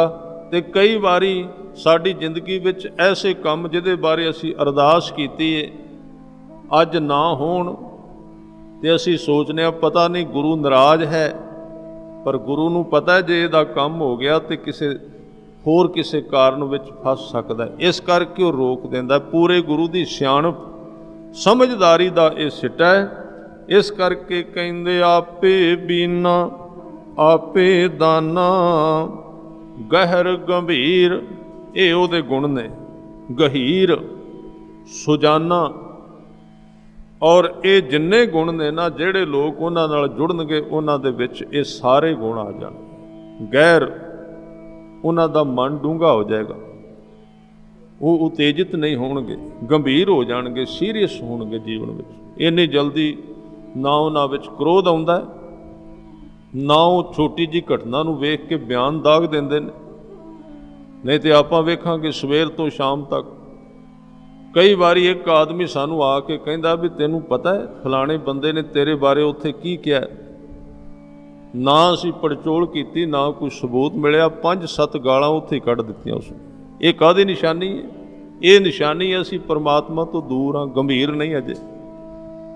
ਨਹੀਂ ਤੇ ਅਸੀਂ ਇਸ ਤਰ੍ਹਾਂ ਚੀਜ਼ਾਂ ਤੋਂ ਉਤੇਜਿਤ ਨਹੀਂ ਹੋਵਾਂਗੇ, ਐਕਸ਼ਨ ਨਹੀਂ ਕਰਾਂਗੇ। ਤੁਸੀਂ ਗੁਰੂ ਹਰਗੋਬਿੰਦ ਸਾਹਿਬ ਪਾਤਸ਼ਾਹ ਦਾ ਜੀਵਨ ਵੇਖੋ, ਕਿੰਨੇ ਸੂਰਮੇ ਨੇ, ਮੇਰੀ ਪੀਰੀ ਦੇ ਮਾਲਕ ਹਨ, ਪਰ ਉਹਨਾਂ ਦੇ ਜੀਵਨ ਵਿੱਚ ਕਦੀ ਕਿਸੇ ਨੇ ਕ੍ਰੋਧ ਨਹੀਂ ਸੀ ਵੇਖਿਆ। ਇੰਨੇ ਸਹਿਣਸ਼ੀਲ। ਫਿਰ ਜਦੋਂ ਉਹ ਖੰਡਾ ਵਾਹੁੰਦੇ ਸਨ, ਸਾਧ ਸੰਗਤ ਸਮੇਤ ਘੋੜੇ ਹੀ ਤੋਂ ਫਾੜ ਕਰ ਦਿੰਦੇ ਸਨ ਵੱਡੇ ਵੱਡੇ ਜਰਨੈਲਾਂ ਨੂੰ। ਸੂਰਮੇ ਵੀ ਉਹ ਹੀ ਹੁੰਦੇ ਨੇ ਜਿਹੜੇ ਧੀਰਜ ਵਾਲੇ ਹੁੰਦੇ ਨੇ। ਦੂਸਰਿਆਂ ਤੋਂ ਸੂਰਮਤਾਈ ਦੀ ਕੋਈ ਆਸ ਨਹੀਂ ਕੀਤੀ ਜਾ ਸਕਦੀ। ਉਹ ਤੇ ਆਪਣੀ ਤਲਵਾਰ ਆਪ ਹੀ ਤੋੜ ਬਹਿਣਗੇ ਵਿਚਾਰੇ, ਇੰਨੀ ਕਾਹਲ ਵਿੱਚ, ਇੰਨੀ ਬੇਚੈਨੀ ਵਿੱਚ ਰਹਿਣਗੇ। ਸੂਰਮੇ ਵੀ ਉਹ ਨੇ ਜਿਨ੍ਹਾਂ ਦੇ ਅੰਦਰ ਧਿਆਨ ਹੈ। ਸੂਰਮਤਾਈ ਜਿਹਨੇ ਸਿੱਖਣੀ ਉਹਦੇ ਵਰਗਾ ਧਿਆਨੀ ਕੋਈ ਨਹੀਂ ਹੈ। ਬੜੇ ਧਿਆਨ ਦੀ ਲੋੜ ਹੈ। ਆ ਜਿਹੜੇ ਗੁਰਸਿੱਖ ਗੱਤਕਾ ਖੇਡਦੇ ਨੇ ਉਹਨਾਂ ਨੂੰ ਪੁੱਛੋ ਕਿੰਨੇ ਧਿਆਨ ਨਾਲ ਖੇਡਣਾ ਪੈਂਦਾ। ਤਲਵਾਰ ਚਲਾਉਣੀ ਹੈ, ਤਲਵਾਰ ਚਲਾਉਣ ਵਾਲਾ ਤੇ ਨਾਮ ਜਪਣ ਵਾਲਾ ਇੱਕੋ ਜਿਹਾ ਧਿਆਨ ਵਾਲਾ ਹੁੰਦਾ ਹੈ। ਤਲਵਾਰ ਚਲਾਉਣ ਵਾਲੇ ਵਿੱਚ ਵੀ ਬੜਾ ਧਿਆਨ ਚਾਹੀਦਾ। ਥੋੜ੍ਹਾ ਜਿਹਾ ਧਿਆਨ ਨਿਕਲਿਆ ਨਹੀਂ ਉਹ ਗਲਤ ਹੋ ਗਿਆ ਸਭ। ਇਸ ਕਰਕੇ ਕਹਿੰਦੇ ਉਹ ਗੰਭੀਰ ਨੇ, ਸੂਰਮੇ ਹਨ, ਗਹਿਰ ਗੰਭੀਰ ਗਹੀਰ, ਬੜੇ ਡੂੰਘੇ ਹਨ, ਸਹਿਣਸ਼ੀਲ ਹਨ, ਸੁਜਾਨਾ ਤੇ ਸੁਜਾਣੇ ਹਨ, ਸੁਜਾਨ ਹਨ। ਹਜ਼ੂਰ ਕਹਿੰਦੇ ਪਾਰ ਬ੍ਰਹਮ ਪਰਮੇਸ਼ਰ ਗੋਬਿੰਦ। ਪਾਰ ਬ੍ਰਹਮ, ਸਾਡੀ ਪਹੁੰਚ ਤੋਂ ਜਿਹੜਾ ਪਾਰ ਹੈ, ਜਿੱਥੇ ਸਾਡਾ ਹੱਥ ਨਹੀਂ ਪਹੁੰਚਦਾ, ਉਹਨੂੰ ਕਹਿੰਦੇ ਪਰਮਾਤਮਾ ਪਾਰ ਬ੍ਰਹਮ ਹੈ। ਪਰਮੇਸ਼ਰ, ਪਰਮੇਸ਼ਰ, ਸਭ ਤੋਂ ਵੱਡਾ, ਸਭ ਤੋਂ ਸਿਆਣਾ। ਗੋਬਿੰਦ, ਗੋ ਦਾ ਅਰਥ ਹੈ ਧਰਤੀ, ਬਿੰਦ ਦਾ ਅਰਥ ਹੈ ਜਾਣਨ ਵਾਲਾ। ਇਸ ਧਰਤੀ ਦੇ ਹਰ ਇੱਕ ਜੀਵ ਦੇ ਅੰਦਰ ਦੀ ਅਵਸਥਾ ਨੂੰ ਜਾਣਨ ਵਾਲਾ, ਉਸ ਨੂੰ ਗੋਬਿੰਦ ਕਹੀਦਾ। ਸਾਹਿਬ ਕਹਿੰਦੇ ਕਿਰਪਾ ਨਿਧਾਨ, ਖਜ਼ਾਨਾ ਭਰਿਆ ਹੋਇਆ ਉਹਦੇ ਕੋਲ ਕਿਰਪਾ ਦਾ, ਕਦੀ ਖਤਮ ਨਹੀਂ ਹੁੰਦੀ ਕਿ 4 ਬੰਦਿਆਂ ਨੂੰ ਵੰਡੀ ਬਾਕੀਆਂ ਵਾਸਤੇ ਖਤਮ ਹੋ ਗਈ, ਕੱਲ ਆਉਣਾ, ਇਸ ਤਰ੍ਹਾਂ ਦੀ ਗੱਲ ਨਹੀਂ। ਖਜ਼ਾਨਾ ਹੈ ਭਰਪੂਰ ਕਿਰਪਾ ਦਾ, ਭਰ ਕੇ ਬੈਠਾ ਹੈ। ਉਹਦੇ ਵਿੱਚ ਇੱਕ ਹੋਰ ਬੜਾ ਗੁਣ ਹੈ, ਕੋਈ ਆਦਮੀ ਸਾਰੀ ਉਮਰ ਉਹਨੂੰ ਬੁਰਾ ਭਲਾ ਕਵੇ, ਉਸ ਨੂੰ ਨਾ ਮੰਨੇ ਤੇ ਉਹਦੀ ਸ਼ਰਨ ਵਿੱਚ ਆ ਜਾਏ, ਤੇ ਫਿਰ ਉਹ ਕੀ ਕਰਦਾ? ਦਇਆਲ ਬਖਸ਼ੰਦ, ਉਹਨੂੰ ਬਖਸ਼ ਦਿੰਦਾ ਹੈ। ਦਿਆਲੂ ਹੈ, ਦਇਆ ਕਰਨ ਵਾਲਾ ਹੈ, ਬਖਸ਼ੰਦ ਹੈ, ਬਖਸ਼ਿਸ਼ ਕਰਨ ਵਾਲਾ ਹੈ, ਕਿਰਪਾ ਨਿਧਾਨ। ਇਸ ਕਰਕੇ ਪੂਰੇ ਗੁਰੂ ਦੀ ਨਿਸ਼ਾਨੀ ਕੀ ਹੈ? ਉਹਦਾ ਇੱਕ ਸੁਭਾਅ ਹੈ, ਕੋਈ ਜਿੰਨੀ ਵਾਰੀ ਡਿੱਗਦਾ ਹੈ ਓਨੀ ਵਾਰੀ ਉਹਨੂੰ ਚੁੱਕਦਾ ਹੈ। ਕੋਈ ਵਿਅਕਤੀ ਭਾਵੇਂ 1000 ਵਾਰੀ ਉਹਦੇ ਤੋਂ ਬੇਮੁਖ ਹੋ ਜਾਏ, 1000 ਵਾਰ ਉਹਦੇ ਤੋਂ ਮੂੰਹ ਮੋੜ ਜਾਏ, ਗੁਰੂ ਦੀ ਆਸ ਕਦੀ ਉਹਦੇ ਤੋਂ ਚੁੱਕਦੀ ਨਹੀਂ। ਉਹ ਸੋਚਦਾ ਹੈ ਵਾਪਸ ਮੁੜੇਗਾ, ਕਈ ਜਨਮਾਂ ਤੱਕ ਉਹਦਾ ਪਿੱਛਾ ਕਰਦਾ ਹੈ, ਕਈ ਜਨਮਾਂ ਤੱਕ। ਆ ਗੁਰੂ ਅਮਰਦਾਸ ਜੀ ਨੇ ਉਸ ਸੱਚ ਨੂੰ ਪ੍ਰਗਟ ਕੀਤਾ ਹੈ ਕਿ ਜੇ ਕੋ ਗੁਰ ਤੇ ਬੇਮੁਖ ਹੋਵੇ, ਬਿਨ ਸਤਿਗੁਰ ਮੁਕਤ ਨਾ ਪਾਵੈ। ਪਾਵੈ ਮੁਕਤ ਨਾ ਹੋਰਥੈ, ਕੋਈ ਪੁੱਛੋ ਵਿਵੇਕੀਆਂ ਜਾਏ। ਫਿਰ ਮੁਕਤ ਪਾਏ ਲਾਗ ਚਰਨੀ, ਸਤਿਗੁਰੂ ਸ਼ਬਦ ਸੁਣਾਏ। ਗੁਰੂ ਕਈ ਜਨਮਾਂ ਤੱਕ ਸਿੱਖ ਦੀ ਉਡੀਕ ਵਿੱਚ ਫਿਰ ਉਹਨੂੰ ਉਡੀਕਦਾ ਰਹਿੰਦਾ। ਭਾਵੇਂ ਕੋਈ ਕਿੰਨਾ ਬੇਮੁਖ ਹੋ ਜਾਏ, ਮਨਮੁਖ ਹੋ ਜਾਏ, ਫਿਰ ਵੀ ਉਹਦੇ ਵਾਸਤੇ ਕੋਈ ਨਾ ਕੋਈ ਦਰਵਾਜ਼ਾ ਲਾ ਦਿੰਦਾ ਵੀ ਜਦੋਂ ਮੁੜੇਗਾ ਇੱਥੋਂ ਦੀ ਵਾਪਸ ਆਏਗਾ। ਇਸ ਕਰਕੇ ਕਹਿੰਦੇ ਦਇਆਲ ਬਖਸ਼ੰਦ। ਹਜ਼ੂਰ ਕਹਿੰਦੇ ਸਾਧ ਤੇਰੇ ਕੀ ਚਰਨੀ ਪਾਓ, ਨਾਨਕ ਕਹਿ ਮਨ ਇਹੋ ਅਨਰਾਓ।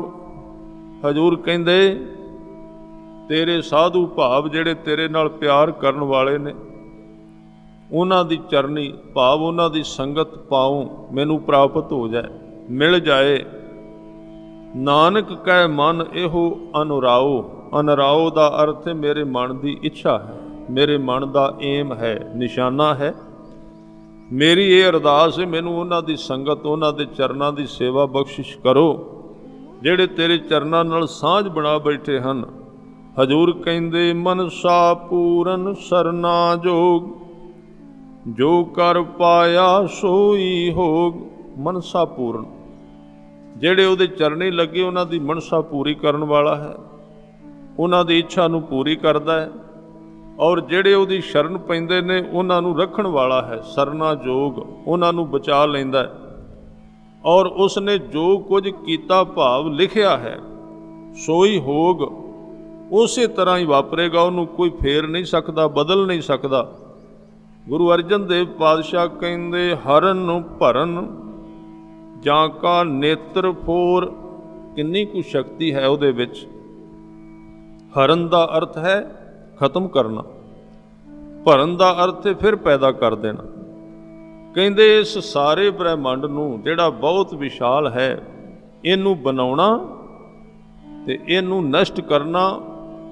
ਜਾਂ ਕਾ ਨੇਤਰ ਫੋਰ, ਨੇਤਰ ਦੇ ਅਰਥ ਨੇ ਅੱਖ, ਫੋਰ ਦੇ ਅਰਥ ਨੇ ਅੱਖ ਨੂੰ ਬੰਦ ਕਰਕੇ ਖੋਲ੍ਹਣਾ, ਜਿਹਨੂੰ ਪੰਜਾਬੀ ਵਿੱਚ ਕਹਿੰਦੇ ਆ ਅੱਖ ਝਮਕਣੀ। ਕਹਿੰਦੇ ਰੱਬ ਇੰਨਾ ਬੇਅੰਤ ਸ਼ਕਤੀ ਦਾ ਮਾਲਕ ਹੈ ਵੀ ਉਹ ਅੱਖ ਬੰਦ ਕਰਕੇ ਥੋੜ੍ਹੀ ਜਿਹੀ ਖੋਲ੍ਹੇ ਨਾ, ਤੇ ਆ ਜਿਹੜਾ ਅਡੰਬਰ ਜਿਹਾ ਅਸੀਂ ਬਣਾ ਕੇ ਬਹੁਤ ਵੱਡੇ ਬਣੇ ਬੈਠੇ ਆ, ਇੱਕ ਪਲ ਵਿੱਚ ਨਸ਼ਟ ਕਰਦਾ। ਬਸ ਦੂਜੀ ਵਾਰੀ ਅੱਖ ਬੰਦ ਕਰਕੇ ਖੋਲ੍ਹੇ ਤੇ ਸਾਰਾ ਕੁਝ ਫਿਰ ਬਣ ਜਾਏ। ਇੰਨਾ ਕੁ ਹੈ ਸਾਰਾ ਕੁਝ ਇਸ ਸੰਸਾਰ, ਜਿਹਨੂੰ ਅਸੀਂ ਬਹੁਤ ਮਹਾਨ, ਜਿਹਨੂੰ ਅਸੀਂ ਸਦੀਵ ਕਾਲ ਲਈ ਸਮਝਦੇ ਹਾਂ। ਔਰ ਇਹਨੂੰ ਵੇਖ ਕੇ ਰਚਨਹਾਰ ਨੂੰ ਭੁੱਲੇ ਹਾਂ। ਉਹਦੇ ਘਰ ਵਿੱਚ ਇੰਨੀਆਂ ਬਰਕਤਾਂ ਨੇ ਵੀ ਅੱਖ ਬੰਦ ਕਰਕੇ ਖੋਲ੍ਹੇ ਤੇ ਸੰਸਾਰ ਬਣ ਜਾਏ, ਅੱਖ ਬੰਦ ਕਰਕੇ ਖੋਲ੍ਹੇ ਤੇ ਸੰਸਾਰ ਨਾਲ ਹੀ ਮਿਟ ਜਾਏ। ਕਿੰਨੇ ਕਿੰਨੇ ਵੱਡੇ ਸਿਲਸਿਲੇ ਤੁਸੀਂ ਵਹਿੰਦੇ ਹੋ ਕਿ ਜਦੋਂ ਉਹਦੀ ਕੁਦਰਤ ਕਿਤੇ ਕਹਿਰ ਵਰਤਾਉਂਦੀ ਏ, ਪਲਾਂ ਦੇ ਵਿੱਚ ਸਾਰੇ ਸਾਧਨ, ਸਾਰਾ ਵਿਗਿਆਨ ਨਸ਼ਟ ਹੋ ਜਾਂਦਾ, ਖਤਮ ਹੋ ਜਾਂਦਾ। ਸਾਰੀ ਸਾਇੰਸ ਉੱਥੇ ਕੋਈ ਕੰਮ ਨਹੀਂ ਕਰਦੀ। ਇਸ ਕਰਕੇ ਉਹ ਅੱਖ ਖੋਲ੍ਹਣ ਦੇ ਸਮੇਂ ਵਿੱਚ ਹੀ ਸੰਸਾਰ ਨੂੰ ਰਚ ਦਿੰਦਾ ਹੈ। ਹਰਨ ਭਰਨ ਜਾਂ ਕਾ ਨੇਤਰ ਫੋਰ ਦਾ ਅਰਥ ਥੋੜ੍ਹੇ ਸਮੇਂ ਵਿੱਚ। ਫਿਰ ਇੱਕ ਹੋਰ ਬਚਨ ਗੁਰੂ ਅਰਜਨ ਦੇਵ ਸਾਹਿਬ ਕਹਿੰਦੇ ਤਿਸ ਕਾ ਮੰਤਰ ਨਾ ਜਾਣੈ ਹੋਰ। ਮੰਤਰ ਦਾ ਅਰਥ ਹੈ ਸਲਾਹ। ਰੱਬ ਨੇ ਕੱਲ੍ਹ ਨੂੰ ਕੀ ਕਰ ਦੇਣਾ। ਗੁਰੂ ਅਰਜਨ ਦੇਵ ਸਾਹਿਬ ਕਹਿੰਦੇ ਕਿਸੇ ਨੂੰ ਕੋਈ ਪਤਾ ਨਹੀਂ। ਆਹ ਲੰਗੜਾ ਜਿਹਾ ਗਿਆਨ ਸਾਡੀ ਜੋਤਿਸ਼ ਲਾਉਂਦੀ ਫਿਰਦੀ। ਕਦੀ ਵਿਗਿਆਨ ਵਾਲੇ ਕਹਿੰਦੇ ਕੱਲ੍ਹ ਨੂੰ ਬਾਰਿਸ਼ ਆਏਗੀ, ਹੋ ਵੀ ਜਾਂਦਾ, ਪਰ ਜੇ ਉਹ ਆਪਣੀ ਮਰਜ਼ੀ ਤੇ ਆ ਜਾਏ ਬਦਲ ਵੀ ਦੇਗਾ। ਜੋ ਉਸਨੇ ਫਿਕਸ ਵੀ ਕੀਤਾ ਹੋਇਆ ਨਾ, ਲਿਖਿਆ ਵੀ ਹੋਇਆ। ਬਸ ਦੋ ਸ਼ਖਸੀਅਤਾਂ ਦਾ ਅੰਤ ਨਹੀਂ ਕੋਈ ਪਾ ਸਕਿਆ, ਇੱਕ ਰੱਬ ਤੇ ਇੱਕ ਰੱਬ ਵਿੱਚ ਲੀਨ ਹੋਈ ਸ਼ਖਸੀਅਤ। ਉਹਨਾਂ ਦਾ ਵੀ ਕੋਈ ਪਤਾ ਨਹੀਂ, ਜੋ ਲੱਖਾਂ ਸਾਲਾਂ ਤੋਂ ਲਿਖਿਆ ਹੋਇਆ ਸੀ ਨਾ ਵੀ ਹੋਣਾ ਹੈ, ਜੇ ਆਪਣੀ ਆਈ ਤੇ ਆ ਜਾਣ ਤੇ ਲੀਕ ਮਾਰ ਦੇਣ, ਨਹੀਂ ਹੋਏਗਾ। ਇਹ ਪਰਮਾਤਮਾ ਦੀ ਸ਼ਕਤੀ ਹੈ। ਜਾਂ ਕਾ ਮੰਤਰ ਨਾ ਜਾਣੈ ਹੋਰ। ਉਹਦੇ ਅੰਦਰ ਦੀ ਅਵਸਥਾ ਨੂੰ, ਅੰਦਰ ਦੇ ਖਿਆਲ ਨੂੰ ਕਿ ਉਹ ਕੀ ਕਰਨਾ ਚਾਹੇਗਾ, ਕੋਈ ਜੋਤਸ਼ੀ, ਕੋਈ ਵਿਗਿਆਨ, ਕੋਈ ਯੰਤਰ ਨਹੀਂ ਜਾਣ ਸਕਦਾ।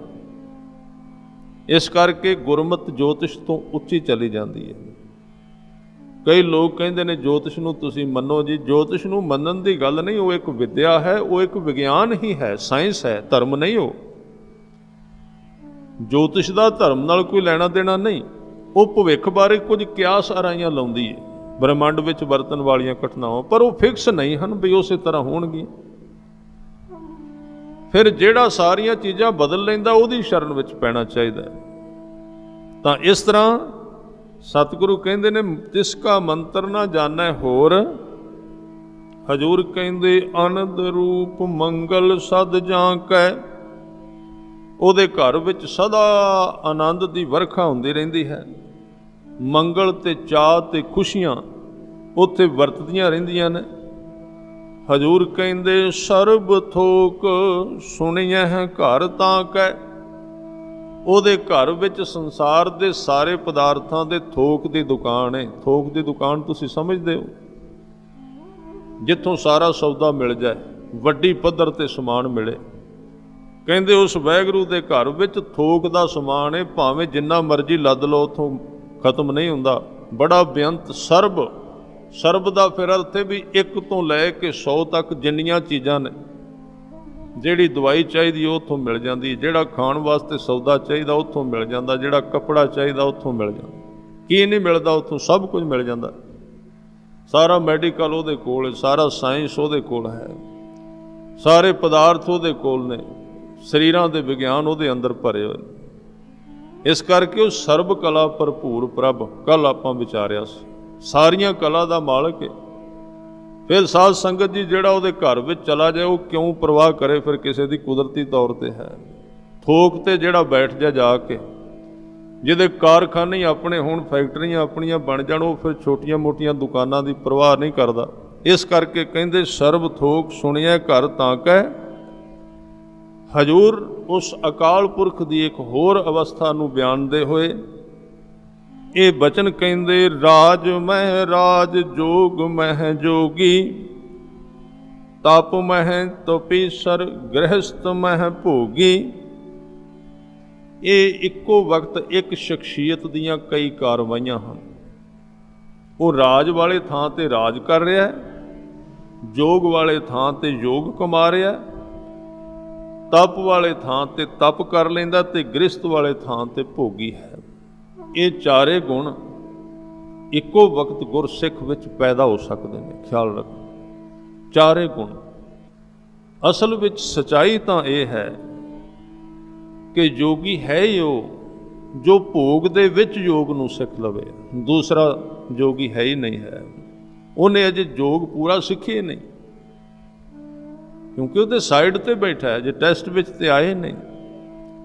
संपूर्ण योगी वो है, संपूर्ण जुड़िया होया वो है जिस दे भोग दे चलदियां ही योग बनिया रवे, फिर उहदे योग नूं कोई तोड़ नहीं सकदा।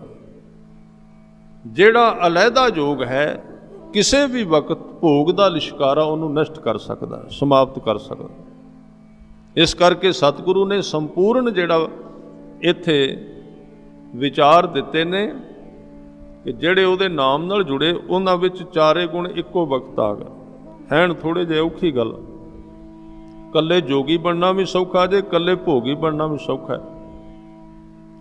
नदी तो बाहर फिरना भी सौखा है ते नदी दे विच डुबना भी सौखा है, पर उहदे विचकारला एक काम है, उहदे विच मेहनत करनी पैंदी। नदी दे विच वड़ना भी ते तरन दी जाच सिख के बेड़ी दे सहारे डुबण तो बचे रहना। गुरु दे चरण फड़ के संसार दे विच भी रहना ते संसार विच डुबण तो बचे रहना, इहदे विच मेहनत करनी पैंदी है। इस करके साडा देश आलसियां दा है। ये कहंदा एक पासा लै लो, जां ते डुबो विच गृहस्थ दे पदार्थ विच डुब जाओ, जां छड्ड के चले जाओ, दो राह पड़े।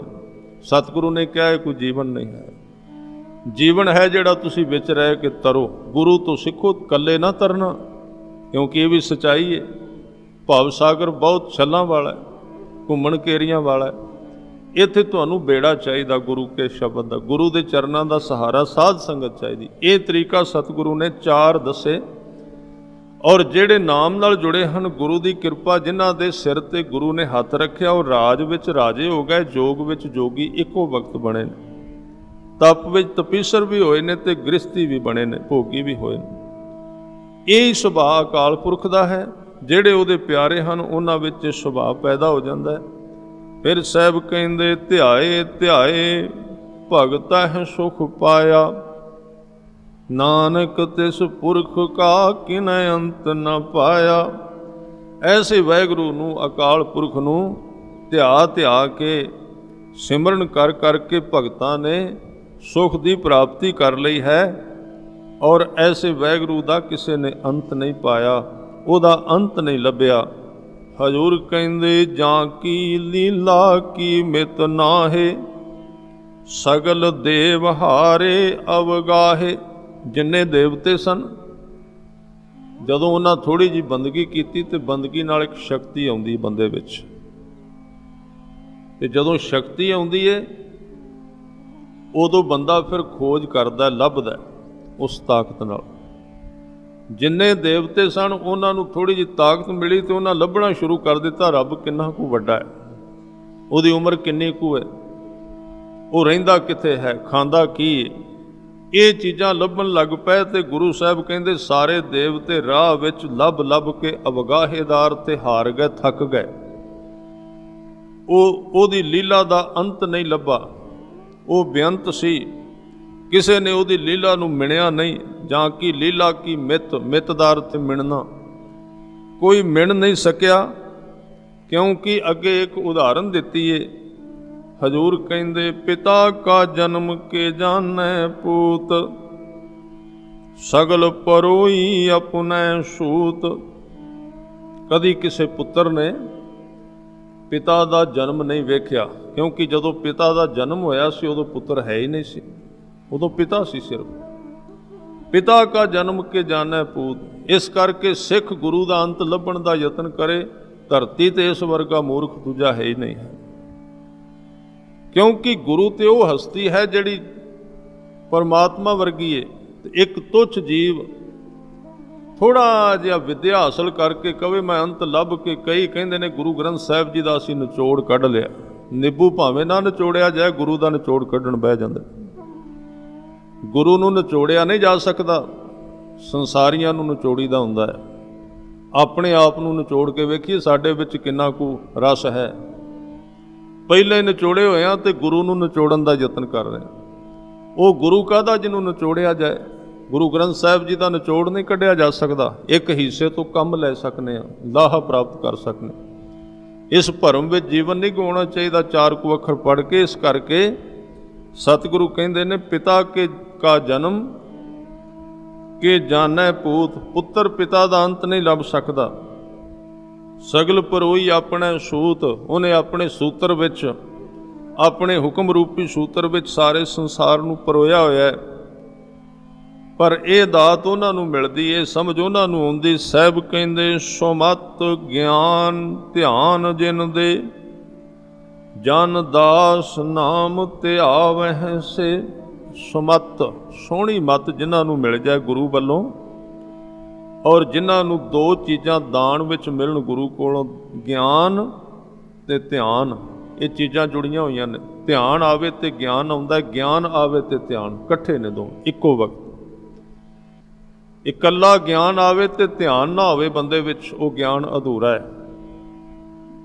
ਤੇ ਧਿਆਨ ਲੱਗਦਾ ਤਾਂ ਜੇ ਗਿਆਨ ਹੋਵੇਗਾ। ਤੇ ਖਿਆਲ ਰੱਖੋ, ਧਿਆਨ ਤਾਂ ਲੱਗੇਗਾ। ਇੱਥੇ ਗਿਆਨ ਦੇ ਅਰਥ ਅਖਰੀ ਗਿਆਨ ਨਹੀਂ ਹੈ। ਗਿਆਨ ਦੇ ਅਰਥ ਹੋਸ਼ ਨੇ, ਜਾਗਣਾ। ਬੰਦਾ ਜਾਗੇਗਾ ਤਾਂ ਧਿਆਨ ਲੱਗੇਗਾ ਨਾ, ਤੇ ਧਿਆਨ ਲੱਗੇਗਾ ਤੇ ਗਿਆਨ ਆਏਗਾ। ਉਹਦੇ ਵਿੱਚੋਂ ਫਿਰ ਇੱਕ ਤੀਜੀ ਚੀਜ਼ ਮਿਲੇਗੀ ਜਿਹਨੂੰ ਕਹਿੰਦੇ ਸੁਮਤ, ਵਿਵੇਕ ਬੁੱਧੀ, ਗੁਰੂ ਦੁਆਰਾ ਦਿੱਤੀ ਹੋਈ ਮਤ। ਸੁਮਤ ਗਿਆਨ ਧਿਆਨ ਜਿਨ ਦੇ, ਜਨ ਦਾਸ ਨਾਮ ਧਿਆਵਹਿ ਸੇ। ਐਸੇ ਦਾਸ, ਐਸੇ ਸੇਵਕ ਪ੍ਰਭੂ ਦਾ ਨਾਮ ਧਿਆਉਂਦੇ ਹਨ। ਹੁਣ ਦੂਸਰਾ ਜਿਹੜਾ ਫਿਰਕਾ ਹੈ ਉਹਦੀ ਵਿਆਖਿਆ ਕਰਦੇ ਹਨ। ਕਹਿੰਦੇ ਤਿਹ ਗੁਣ ਮੈਂ ਜਾਂ ਕੋ ਪਰਮਾਏ, ਜਨਮ ਮਰੈ ਫਿਰ ਆਵੈ ਜਾਏ। ਜਿਨ੍ਹਾਂ ਲੋਕਾਂ ਨੂੰ ਵਾਹਿਗੁਰੂ 3 ਗੁਣਾਂ ਦੇ ਵਿੱਚ ਰੱਖਦਾ ਹੈ ਨਾ, ਜਿਹੜੇ ਪਿੱਛੇ ਆਪਾਂ ਬਿਆਨ ਕੀਤੇ ਨੇ, ਉਹ ਜਨਮਦੇ ਮਰਦੇ ਰਹਿੰਦੇ ਨੇ ਤੇ ਭਰਮਾਂ ਵਿੱਚ, ਚੱਕਰਾਂ ਵਿੱਚ ਪਏ ਰਹਿੰਦੇ ਨੇ। ਊਚ ਨੀਚ ਤਿਸ ਕੇ ਅਸਥਾਨ, ਜੈਸਾ ਜਨਾਵੈ ਤੈਸਾ ਨਾਨਕ ਜਾਨ। ਇੱਥੇ ਉਸ ਮਨੁੱਖ ਨੂੰ ਇੱਕ ਨਸੀਹਤ ਦਿੱਤੀ ਸਤਿਗੁਰਾਂ ਨੇ, ਜਿਹੜਾ 3 ਗੁਣਾਂ ਤੋਂ ਅੱਗੇ ਚਲਾ ਗਿਆ, ਜਿਹਦੇ ਤੇ ਰੱਬ ਨੇ ਕਿਰਪਾ ਕੀਤੀ ਹੈ ਤੇ ਉਹ ਉੱਚਾ ਉੱਠ ਗਿਆ ਇਹਨਾਂ 3 ਗੁਣਾਂ ਤੋਂ। ਉਹਦਾ ਜੋੜ ਗੁਰੂ ਨਾਲ ਬਣ ਗਿਆ। ਉਹਨੂੰ ਇੱਥੇ ਸਮਝਾ ਰਹੇ ਨੇ, ਕਿਉਂਕਿ ਆਖਰ ਹੈ ਤਾਂ ਮਨੁੱਖੀ ਮਾਣੀ ਨਾ। ਉਹਨੇ ਕਹਿਣਾ ਵੀ ਆਹ ਤੇ ਸਾਰੇ ਰੁਲਦੇ ਫਿਰਦੇ ਨੇ, ਮੈਂ ਉੱਚਾ ਚੜ੍ਹ ਗਿਆ, ਮੇਰੇ ਤੇ ਬੜੀ ਕਿਰਪਾ ਹੋ ਗਈ। ਆ ਬਾਕੀ ਦੇ ਸਾਰਿਆਂ ਤੋਂ ਕੁਝ ਨਹੀਂ ਬਣਿਆ ਜਿੱਥੇ ਮੈਂ ਪਹੁੰਚ ਗਿਆ। ਸਤਿਗੁਰੂ ਕਹਿੰਦੇ ਧਿਆਨ ਰੱਖੀ, ਊਚ ਨੀਚ ਤਿਸ ਕੇ ਅਸਥਾਨ। ਜੇ ਤੈਨੂੰ ਉੱਚਾ ਕੀਤਾ ਤੇ ਉਹਨੇ ਕੀਤਾ, ਜੇ ਉਹ ਨੀਵੇਂ ਨੇ ਤੇ ਉਹਦੇ ਕਰਕੇ ਨੇ। ਤੂੰ ਇਸ ਚੱਕਰ ਵਿੱਚ ਨਾ ਪਈ, ਤੂੰ ਆਪਣੇ ਰਾਹ ਤੇ ਤੁਰ। ਨੀਵਿਆਂ ਨਾਲ ਨਫ਼ਰਤ ਨਾ ਕਰੀ, ਆਪਣੀ ਉਚਾਈ ਦਾ ਮਾਣ ਨਾ ਕਰੀ। ਇਹ ਉਹਦੇ ਹੁਕਮ ਵਿੱਚ ਵਰਤ ਰਿਹਾ ਹੈ। ਇਹ ਉਸ ਨੂੰ ਨਸੀਹਤ ਦਿੱਤੀ ਹੈ ਸਤਿਗੁਰਾਂ ਨੇ। ਕਹਿਣ ਲੱਗੇ ਊਚ ਨੀਚ ਤਿਸ ਕੇ ਅਸਥਾਨ, ਜੈਸਾ ਜਨਾਵੈ। ਜਿਵੇਂ ਦਾ ਉਹਨੇ ਤੈਨੂੰ ਜਣਾਇਆ, ਭਾਵ ਤੇਰੇ ਤੇ ਕਿਰਪਾ ਕਰ ਦਿੱਤੀ ਹੈ, ਤੈਸਾ ਜਾਣ। ਤੂੰ ਆਪਣੇ ਰਾਹ ਤੇ ਜਾਣ, ਆਪਣੇ ਰਾਹ ਤੇ ਤੁਰ। ਤੂੰ ਦੂਜਿਆਂ ਵੱਲ ਹੁਣ ਆਪਣੇ ਚੌਧਰ ਪੁਣੇ ਨੂੰ ਨਾ ਲੈ ਕੇ ਆਵੀਂ। ਉੱਚਾ ਉਹਨੇ ਤੈਨੂੰ ਕੀਤਾ, ਦੂਸਰਿਆਂ ਨੂੰ ਨੀਵੇਂ ਉਸੇ ਨੇ ਕੀਤਾ। ਇਸ ਤਰ੍ਹਾਂ ਸਤਿਗੁਰੂ ਇੱਥੇ ਬਚਨ ਕਹਿ ਰਹੇ ਨੇ। ਹਜ਼ੂਰ ਕਹਿੰਦੇ ਨਾਨਾ ਰੂਪ ਨਾਨਾ ਜਾ ਕੇ ਰੰਗ, ਨਾਨਾ ਭੇਖ ਕਰਹਿ ਇੱਕ ਰੰਗ।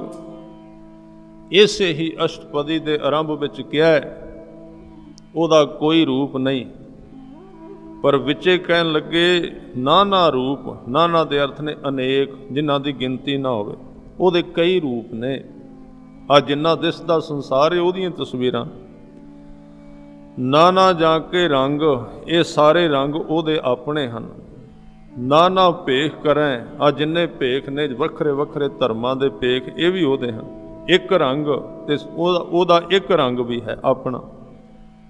ਨਾਨਾ ਬਿਦ ਕੀਨੋ ਵਿਸਥਾਰ, ਇਹਨੂੰ ਕਦੀ ਨਾਨਾ ਨਹੀਂ ਪੜ੍ਹਨਾ, ਉਚਾਰਨ ਸ਼ੁੱਧ ਰੱਖਣਾ ਚਾਹੀਦਾ। ਆਮ ਤੌਰ ਤੇ ਸੁਖਮਣੀ ਸਾਹਿਬ ਦਾ ਪਾਠ ਪੜ੍ਹਿਆ ਜਾਂਦਾ, ਇਹਨੂੰ ਆਪਾਂ ਨਾਨਾ ਪੜ੍ਹਨਾ ਤਾਂ ਇਹਦੇ ਅਰਥ ਸ਼ੁੱਧ ਹੋਣਗੇ। ਇਸ ਕਰਕੇ ਕਹਿੰਦੇ ਕਈ ਪ੍ਰਕਾਰ ਨਾਲ ਉਹਨੇ ਸੰਸਾਰ ਦਾ ਵਿਸਤਾਰ ਕੀਤਾ, ਪਰ ਉਹ ਖੁਦ ਆਪ ਪ੍ਰਭ ਅਬਿਨਾਸੀ ਏਕ ਓੰਕਾਰ। ਉਹ ਆਪ ਅਬਿਨਾਸੀ ਹੈ ਤੇ ਇੱਕ ਓੰਕਾਰ, ਇੱਕ ਧੁਨੀ ਵਰਗਾ ਹੈ। ਇੱਕ ਨਾ ਕੰਨਾਂ ਦੀ ਪਕੜ ਵਿੱਚ ਆਉਣ ਵਾਲੀ ਆਵਾਜ਼ ਹੈ, ਜਿਹਨੂੰ ਕਹੀਏ ਸਾਊਂਡ ਲੈਸ ਸਾਊਂਡ ਹੈ। ਉਹ ਆਵਾਜ਼ ਤੋਂ ਰਹਿਤ ਐਸੀ ਇੱਕ ਆਵਾਜ਼ ਹੈ ਜੋ ਪ੍ਰਤੀਤ ਵਿੱਚ ਆਉਂਦੀ।